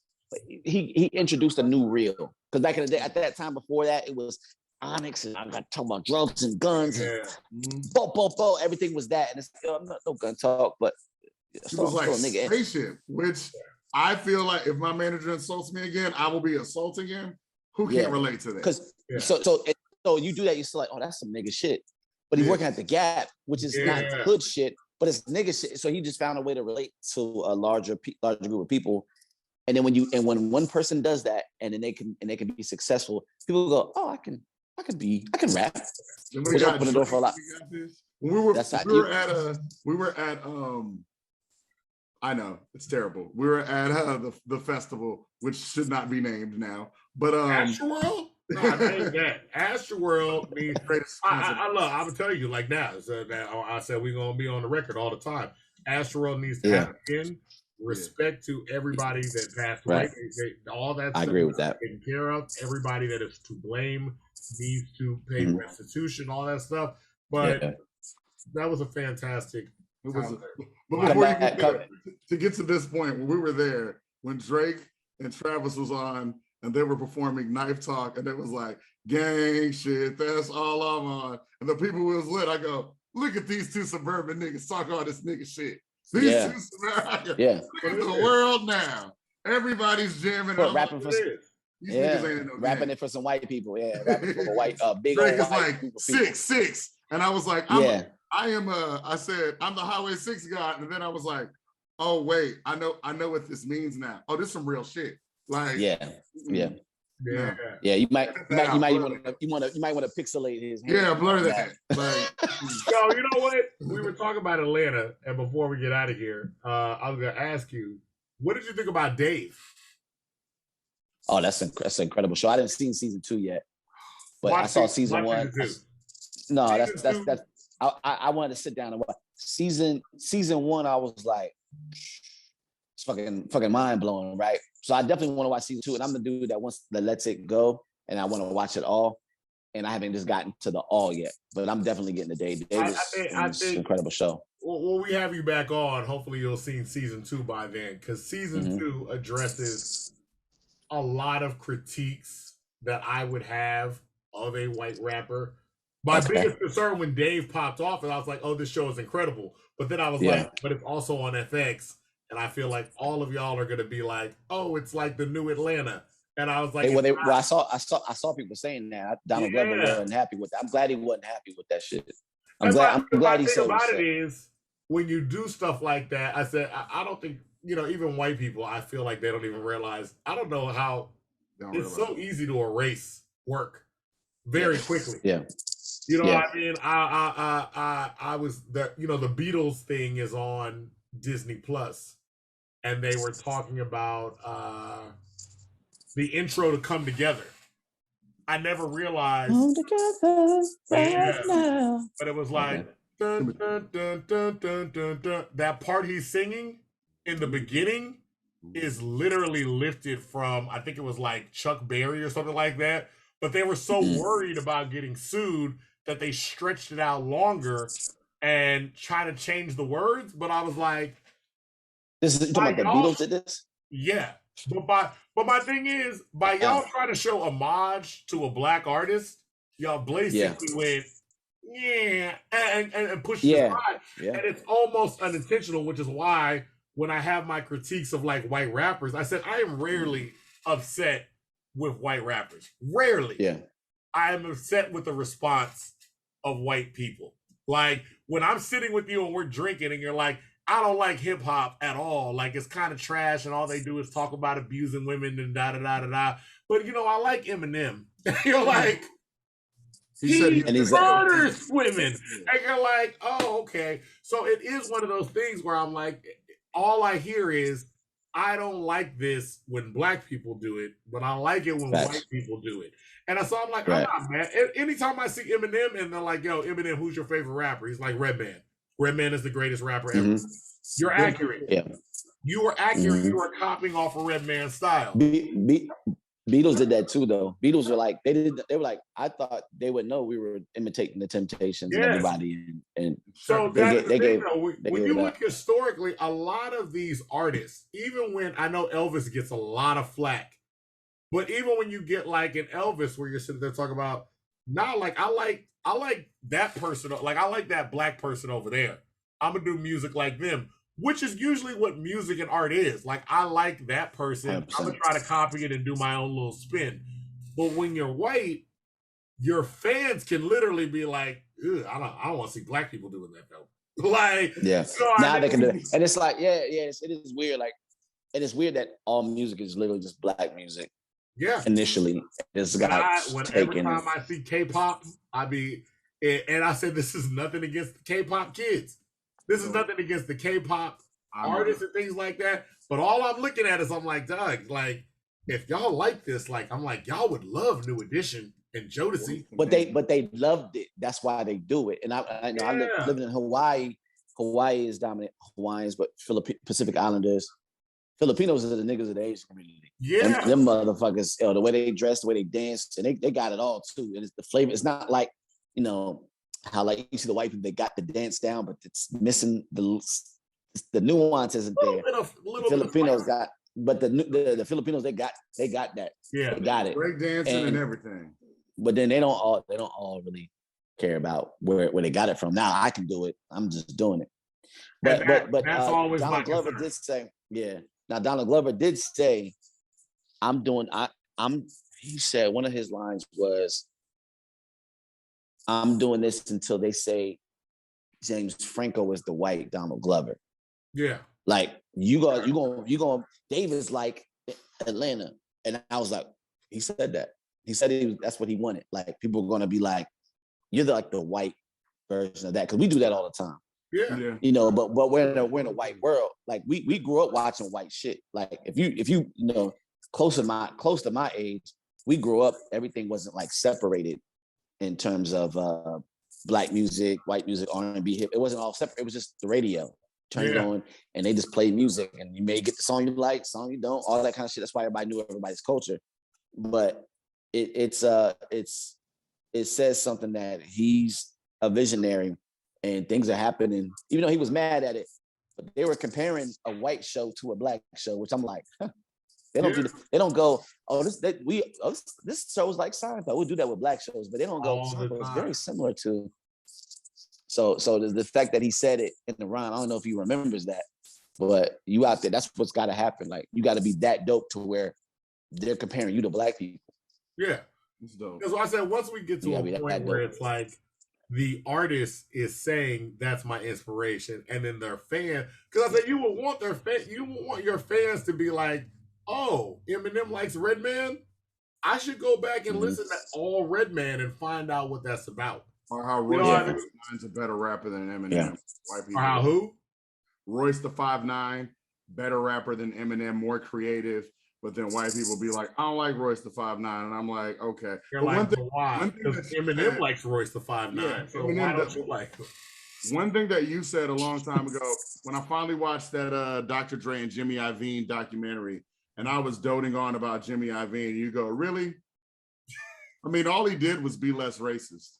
Okay, I would say this. I would put this in. When you go back and you look at all these executives that made headway, whether it's Steve Rifkin and Loud, and this is not to take away from their skill as an executive. A big portion of what it is I talk to black people when nobody else would.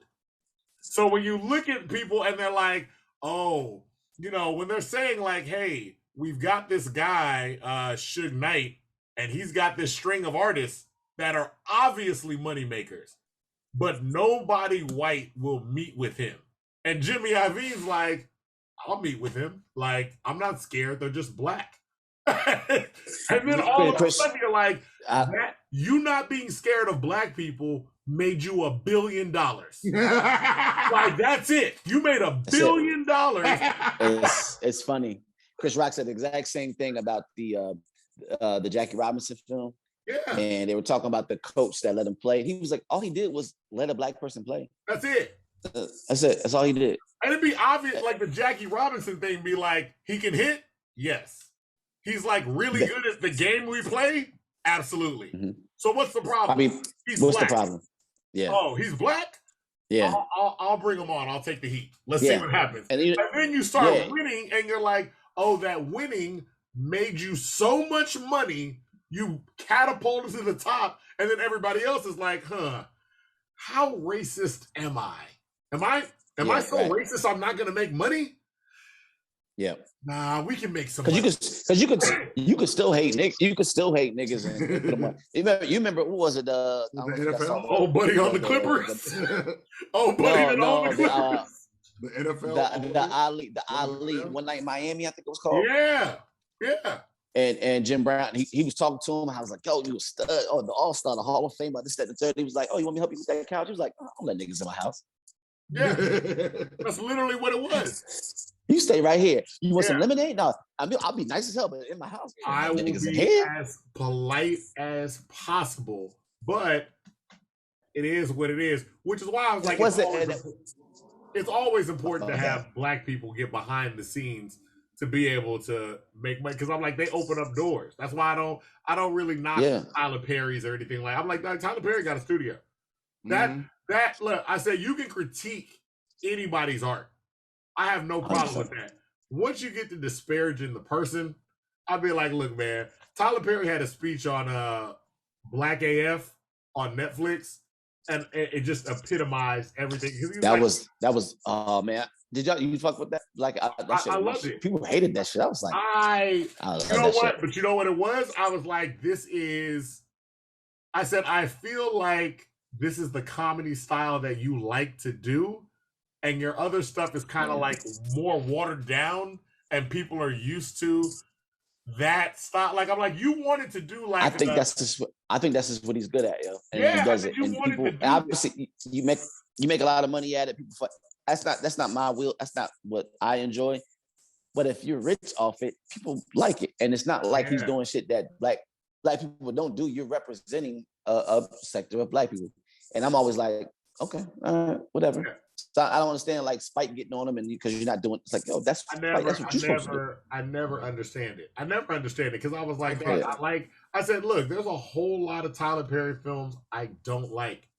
There's a whole lot of Spike Lee films I don't like too. More Spike Lee films. 100%. But there's a whole lot of Spike Lee films I love.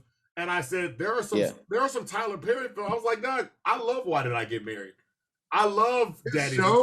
Man, people called me a coon when them shows, when House of Pain and Would it Meet the Browns? Every time I go to a girl's house, she's like, what you want to watch? I'll be like, what time is it? 4 o'clock? House of Pain. And they're like, you coon. I was like, but I'm supporting a black man. First off, I apologize. But you know what though? I apologize for calling you a coon. You did call me a coon. Yeah, but he called me. He called me on House of Pain one time because I was like, I'll watch this little shit. 18 episodes later, I'm like, he was laughing like he was laughing like Brenda at The Simpsons. Yeah. I was like, oh no, this is actually funny. Mm-hmm. This is the thing, like with the word coon, right? When I heard the definition broke down, especially by like Dr. Umar, whomever that was, there's another one, Tariq Nasheed. And I think the definition of a coon is basically, I'm paraphrasing now, but basically someone who understands what they're doing that's bringing down the level of Black people and the perception of it and all that kind of shit.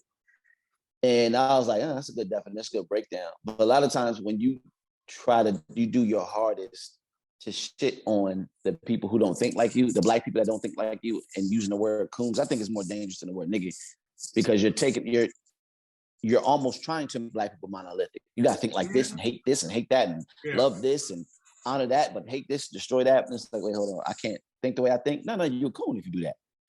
To me, that's so dangerous. To me, that almost makes you a coon based off your definition, because you're damaging the culture just from trying to add guidelines and outlines and boundaries to Black people, which we shouldn't have any.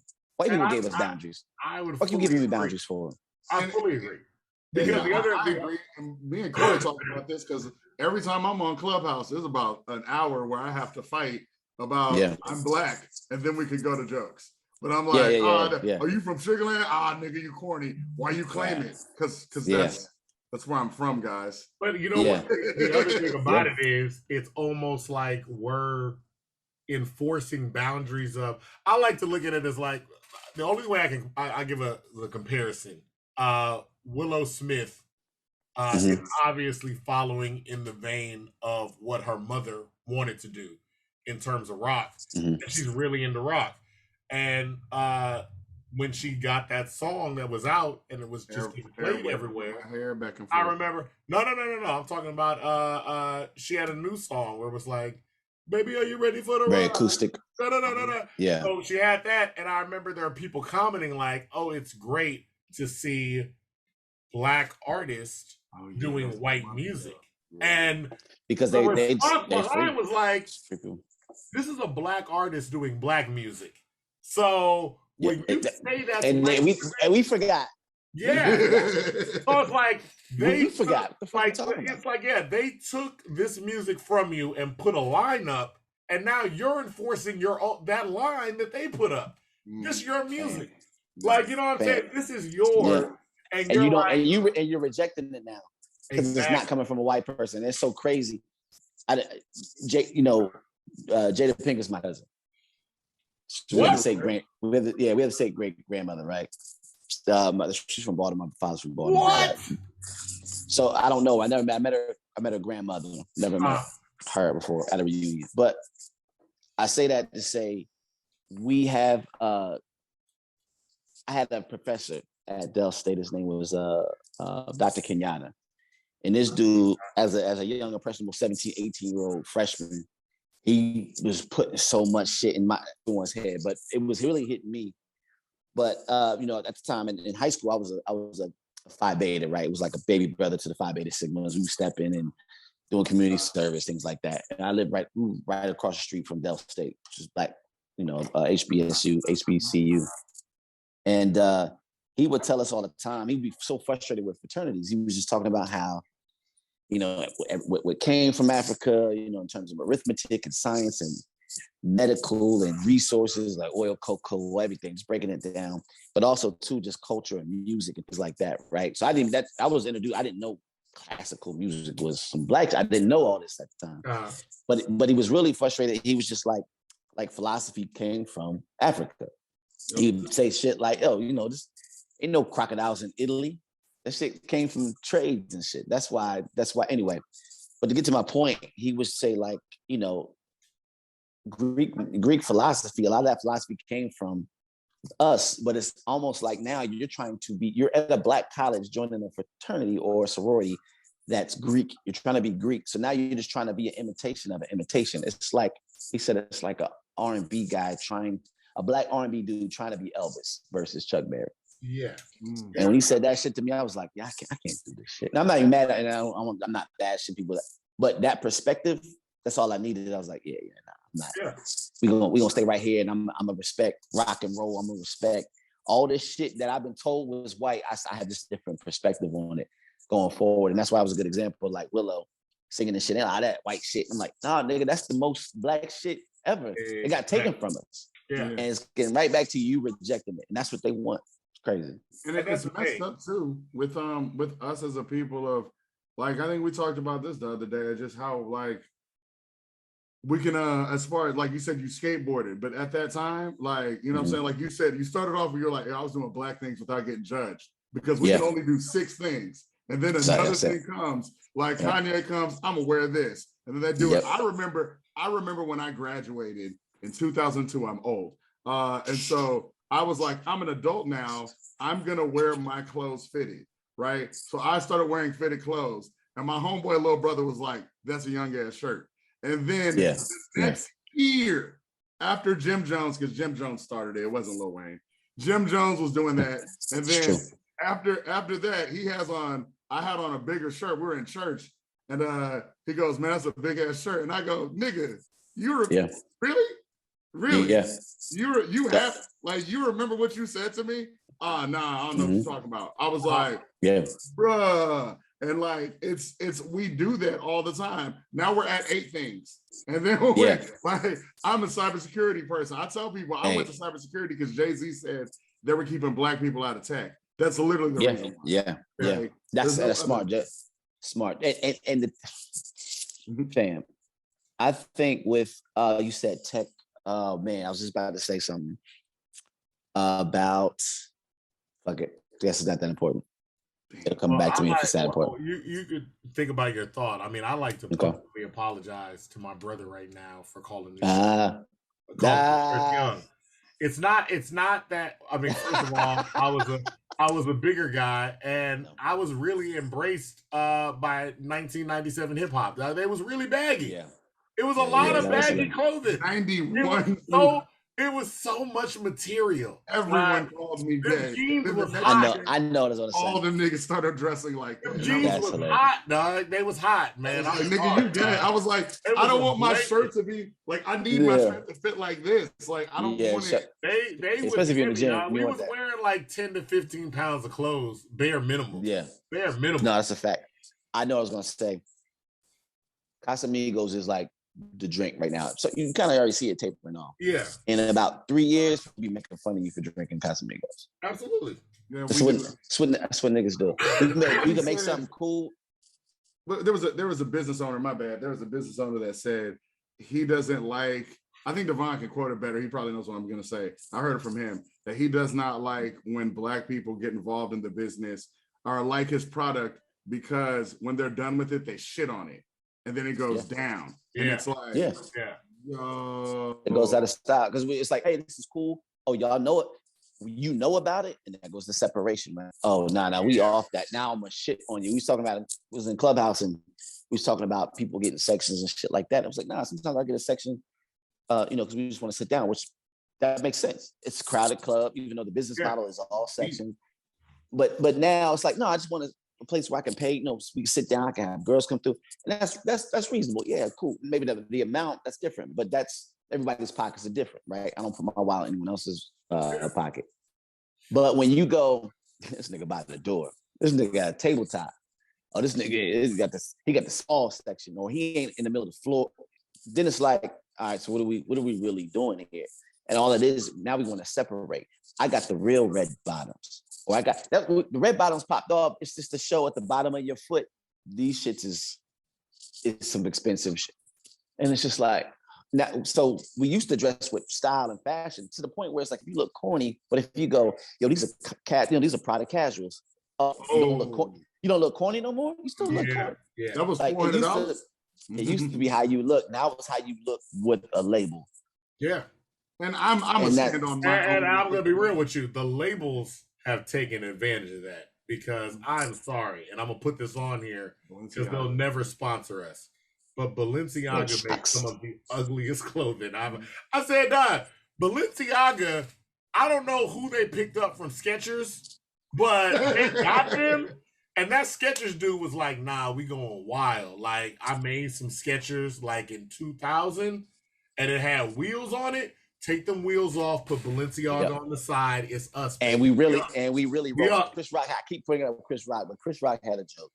He was talking about how his parents used to buy him like generic stuff, rice. Uncle Ben's, nope, just rice. You turn around, the back of the box, look on the front of the box, right? And he says, Mom used to buy peanut butter with jelly in the same jar.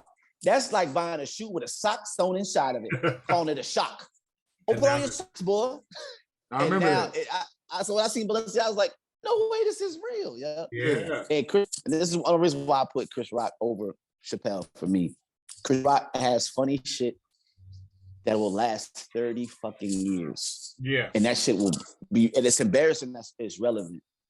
But, and I'm gonna end on this note. I say Chris Rock. I have Chris Rock 1A, Dave Chappelle 1B. No one asked me that, and I'm standing on that. That's because his jokes last so fucking long. I'm with that. Yeah. Because I do think I agree with you on the jokes. So I think Chappelle is great at capturing these moments right now. Genius. He's a genius. But I said when we look back, because I said there are some great comedians that capture moments. Yeah. They kind of get sealed in with the moment.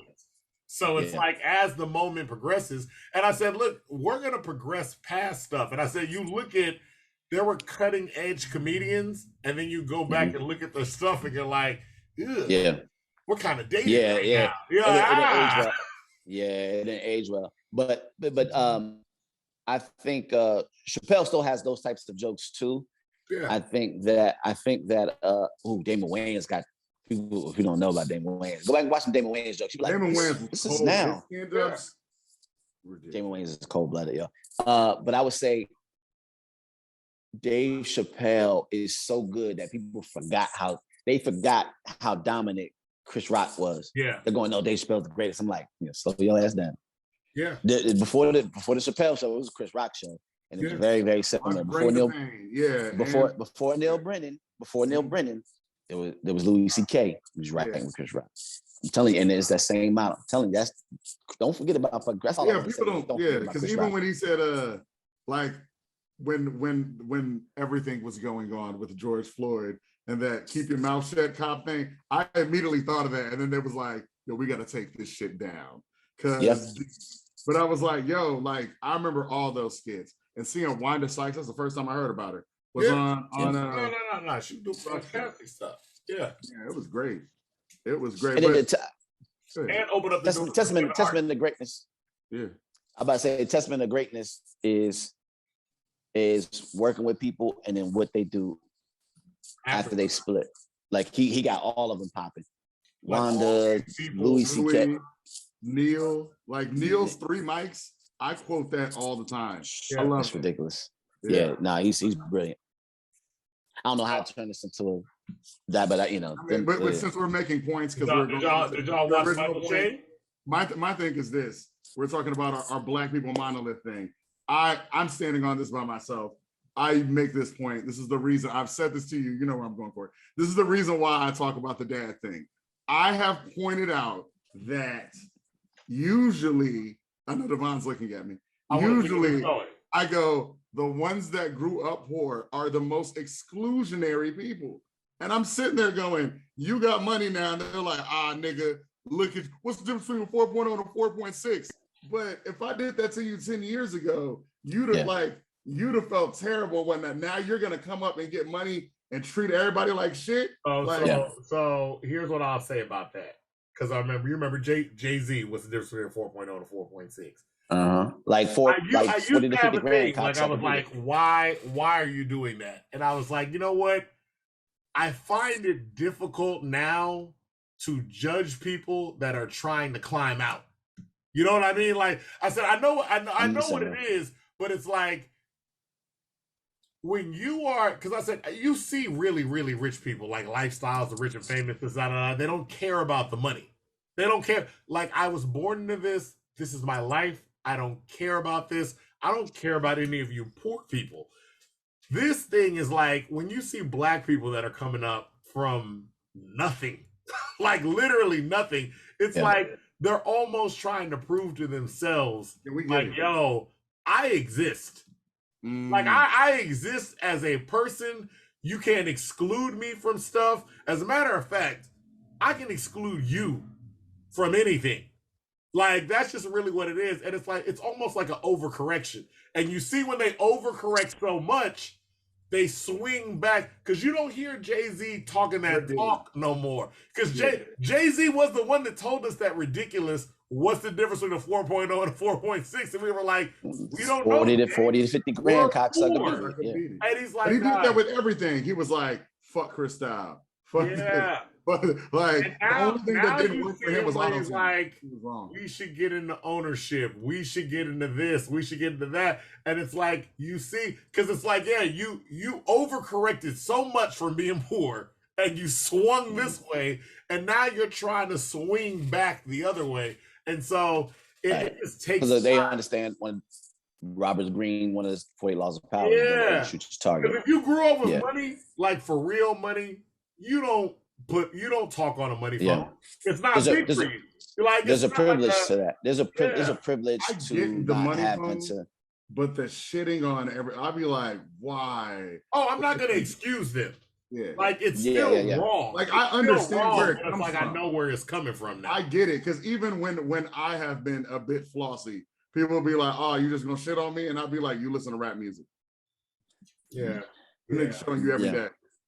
Like, I agree. I agree actually with both, because I'm like, well, I know where that's coming from. Like, you know, just even a woman that's been through a lot of shit, like her character, her personality is understand. There's context with it and why she's like that. Because we ask white people to understand that a lot of the times. Like, oh, look, yeah, he came from here. That's why they think like I understand. I don't say I understand a gangster thinks, but the snitching thing makes sense to me with context. Yeah, it don't make sense to me out of context. I'm like, fuck, what you mean? You shoot my mom and I can't go to the cops? Fuck you mean? Yeah. No, I'm telling everybody, fuck that. But I mean, it takes a lot of jumps too, because it's also like you're in a privileged enough position where you also trust the cops. Like, that's another thing where I was like, God, you're in a whole nother realm. Yeah. So no, it takes a lot of jumps. So I'm not gonna completely excuse the behavior like all the time and shit. But I'm like, I always equate it to, and I always tell people, hey, dog, if this pandemic has proved anything, we're all poor. Like all of us. Like 99% of the world is poor. Like stop your fronting. Stop your fronting. I was like, yo, look, I got a little bit extra money than you, maybe a little bit, but I'm like one tragic event from poverty, dog. Like one. Yeah. Like let me miss one check. Homeless. I remember when I was in school, I was talking to our dad about money, and I go, if my tire busts, my entire finances. But people talk about that where it's like you try to equate yourself as the more, like I realize now, like even when we were talking the other day, I was like, when I was in college, I was much more cognizant about where I parked when I was downtown, because a ticket or a tow could derail months of my life. Your whole future. Your future. Mm-hmm. That's a fact. I'm not gonna lie. There have been some times where I parked and I've been like, man, we'll see what happens. Like, I'm not saying I'm rich, but I was like, I can handle a ticket if it come my way, but I think I'm in the right now. There have definitely been points where I was in college where I was like, I think I'm in the right, but I don't want to risk it. Because I can't handle $225. I can't handle it. Not this guy. I can handle that ticket, but parking, he knows with me. How much is it? $25? Cool, here's 30. Like, hey, this will be the last. This will be the last thing, because I just got to clown you one time, dog. We were supposed to meet at the tipping point. Coreigh, you was probably there that one day. It was one of the art shows. I was poor at that time. Okay, art and coffee. I was like, yo, everybody's out here. Come through. My brother's like, yo, I'm on the way, da da da da da. And then like it's ending. Oh, And I'm like, dog, where you at? He goes, man, I pulled up to park. I was reading the signs. I didn't trust it, so I went home. I was like, what? I was poor. Yes. I was poor at the time. Now I can afford to park anywhere, and I'll be like, hey, it's a good feeling. I've had women that came here and they'll switch the guest visitation zone, and they had to tow. And guess I'm not gonna be like, guess you gotta get your car out. I'm paying to get these motherfucking cars out, Ubering them to the spot. It gets ugly. So now I like, let me just Uber you here. So I'm not like towing nobody's car, yo. Yeah. And sometimes you learn that lesson after a while. It's like, look, all right, do I want to pay this 20 or do I want to pay or potentially pay $218? Yeah. Yeah. Yeah. I'm paying the 20. That's the way I look at it. That's my brain works. I go, I can pay $218 or at the most $50, which I don't want to do. But I mean, I'll pay it because like $218, then I got an Uber there, or I got a call 9 times out of 10. Devon was good. So now this nigga got to come. I'm inconveniencing him, and then I got to take this money. And y'all know they only take cash. So now you got to go to the time, cash. Yeah. It's very humbling. You got to talk to them like you walking up to like Wizard of Oz. They up in a big thing. I remember I was mad when I got my car towed, so I was coming, and it's like it's psychological warfare they get you with, because like you come in, I'm mad, I'm stomping, I'm walking fast, and then you start to go down a little alley, and it just gets smaller and smaller, and then you get there, and you just have to look straight up, and by that time, all the bass is out your voice. You're like, my car got towed. Once they're doing their job. It was like a little girl that was up there like, what's the license number? And nobody ever know the license number. Yeah, I was like, I don't know the license. I don't know. They're like, where'd it get towed from? And do you have $225 cash? I'm like, that's crazy. They're doing their job. I took Claire got towed, and I took her to get her car, and she's like, I just want to say, and I go, Claire, he doesn't give a shit. Like, that man's doing his job. There's nothing to say. That's it. Because again, and please be nice to all customer service people, because we all poor. Nobody, like no tow truck guy woke up and was like, I'm trying to ruin people's day. Like he was like, dog, I'm trying to pay rent, dog. When I used to be just like you. When I used to be the guy who would evict you out the apartment, that would always be the thing. Where I'd be like, you owe like 3 months rent. And they'd be like, you gonna kick me and my black daughter out? You need to get a better job. I was like, that's really? So you want me to switch? Sir, I need this job, sir. You're like, sir, I have to do this to pay my rent. I'm sorry. Yeah, this is the better job. I wanted to say so many things. Actually, I did. We're not going to go into that. I was quick at that. Yeah, when he was like, you gonna kick me and my daughter out? I was like, I am. You're 300 something. Like, I was like, I got to get to the point. At least you were nice. At least that's funny. I was not nice. Mr. Terry, it is great to have you on the show. I'm gonna check the times. You might. There's only 2 people that you would be going against. It's Jack Freeman and Lenora. They're the only 2 people. Like they will get us talking, and we'll just keep on talking, and we won't stop. Lenora? Who's Lenora? Lenora, the singer. Oh, Lenora. Lenora. I know you're talking about. Yeah. So once she get to talking, once Jack get to talking, we should have an episode. Oh, when we get live, we might bring all 3 of y'all together and just be like, it's going to be a 9-hour podcast. See what happens. So yeah, man, we appreciate you coming on. Please, I appreciate being on. Let the people know where they can find you, where they can find the food videos. Also, let them know when you're launching the food TikTok. That's just my own personal thing. Either way, that's a joke. That's a joke between me and him. But anyway, tell them how to find you. It's Coreigh Terry on everything. CoreIghTerry. Y'all be blessed, more than stressed. You know what I'm saying? And I'm just gonna be over here doing what I do, smelling like YSL and greatness. Wow. And y'all have a good night, good evening, good morning, wherever you're at, guys. I don't know. I just made that up. I don't even know what I'm talking I don't about. know where you're going with that. And you can find him at Context. How do you spell Context again? KH what? KHNTXT. And also Off the Cob Comedy. He's funny. That's right. On the Cob Comedy. I'm sorry, on It's the all, Cob. Yeah, on the Cob Comedy. It's all corny shit. That's where the name comes from. I'm a very corny person. So hey, if you want to be corny with me, pop on there on IG. Yeah, for sure. Appreciate that. I'm a big fan, man. I'm a big fan. Awesome, man. That's dope. That's dope. Coreigh Terry, ladies and gentlemen, once again, and it fell. This is in my humble. Put the camera on me now. The open and the closing. Where you gotta go to me now. I gotta replay. Control room. There you go. Now, and it fell again. When it comes on me, it always falls. Once again, this has been another episode. Oh, well, he said, did he say, wait, you gotta do that again. Cause he said, when it comes on me. All right, never mind. I don't, all homo. Whatever. You know what I'm saying? Whatever. Like, okay, so look, man, this has been Coreigh Terry, man. He's a friend. Really like the guy. He's very talented. He has the best eye that I've ever seen. In my humble opinion, we're about giving people their flowers. Here's some flowers. It's supposed to be flowers. It looks like money. I don't know, but you know what I'm saying? Like petals, money looks the same. It looks the same. And I'm gonna do what you hate. My name's Avery, like a very nice guy. You can find me at _VRIII on everything. You can find my brother at, huh? Oh, I said new name alert. Go ahead. New name, yeah. I'm just Avery. That's it.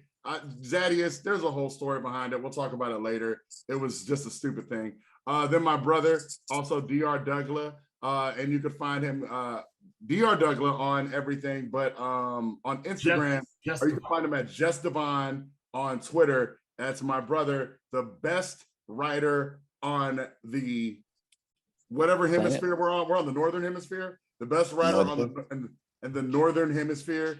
There's a guy named Pedro in Brazil that writes fire. So you know he does. Gotcha. But he's southern. He's southern. Okay. He's southern hemisphere. Yeah. And you can find us both at My Humble O on everything in My Humble Opinion podcast. Humbly yours. H-Towns. I don't know what that water he has in the background, but if your company pays us money, we'll turn it so it can be seen. I'm gonna do like Diddy did that one time. Yeah, y'all want to know what that is? We'll show your logo if you pay us money. You pay us the money. That's all.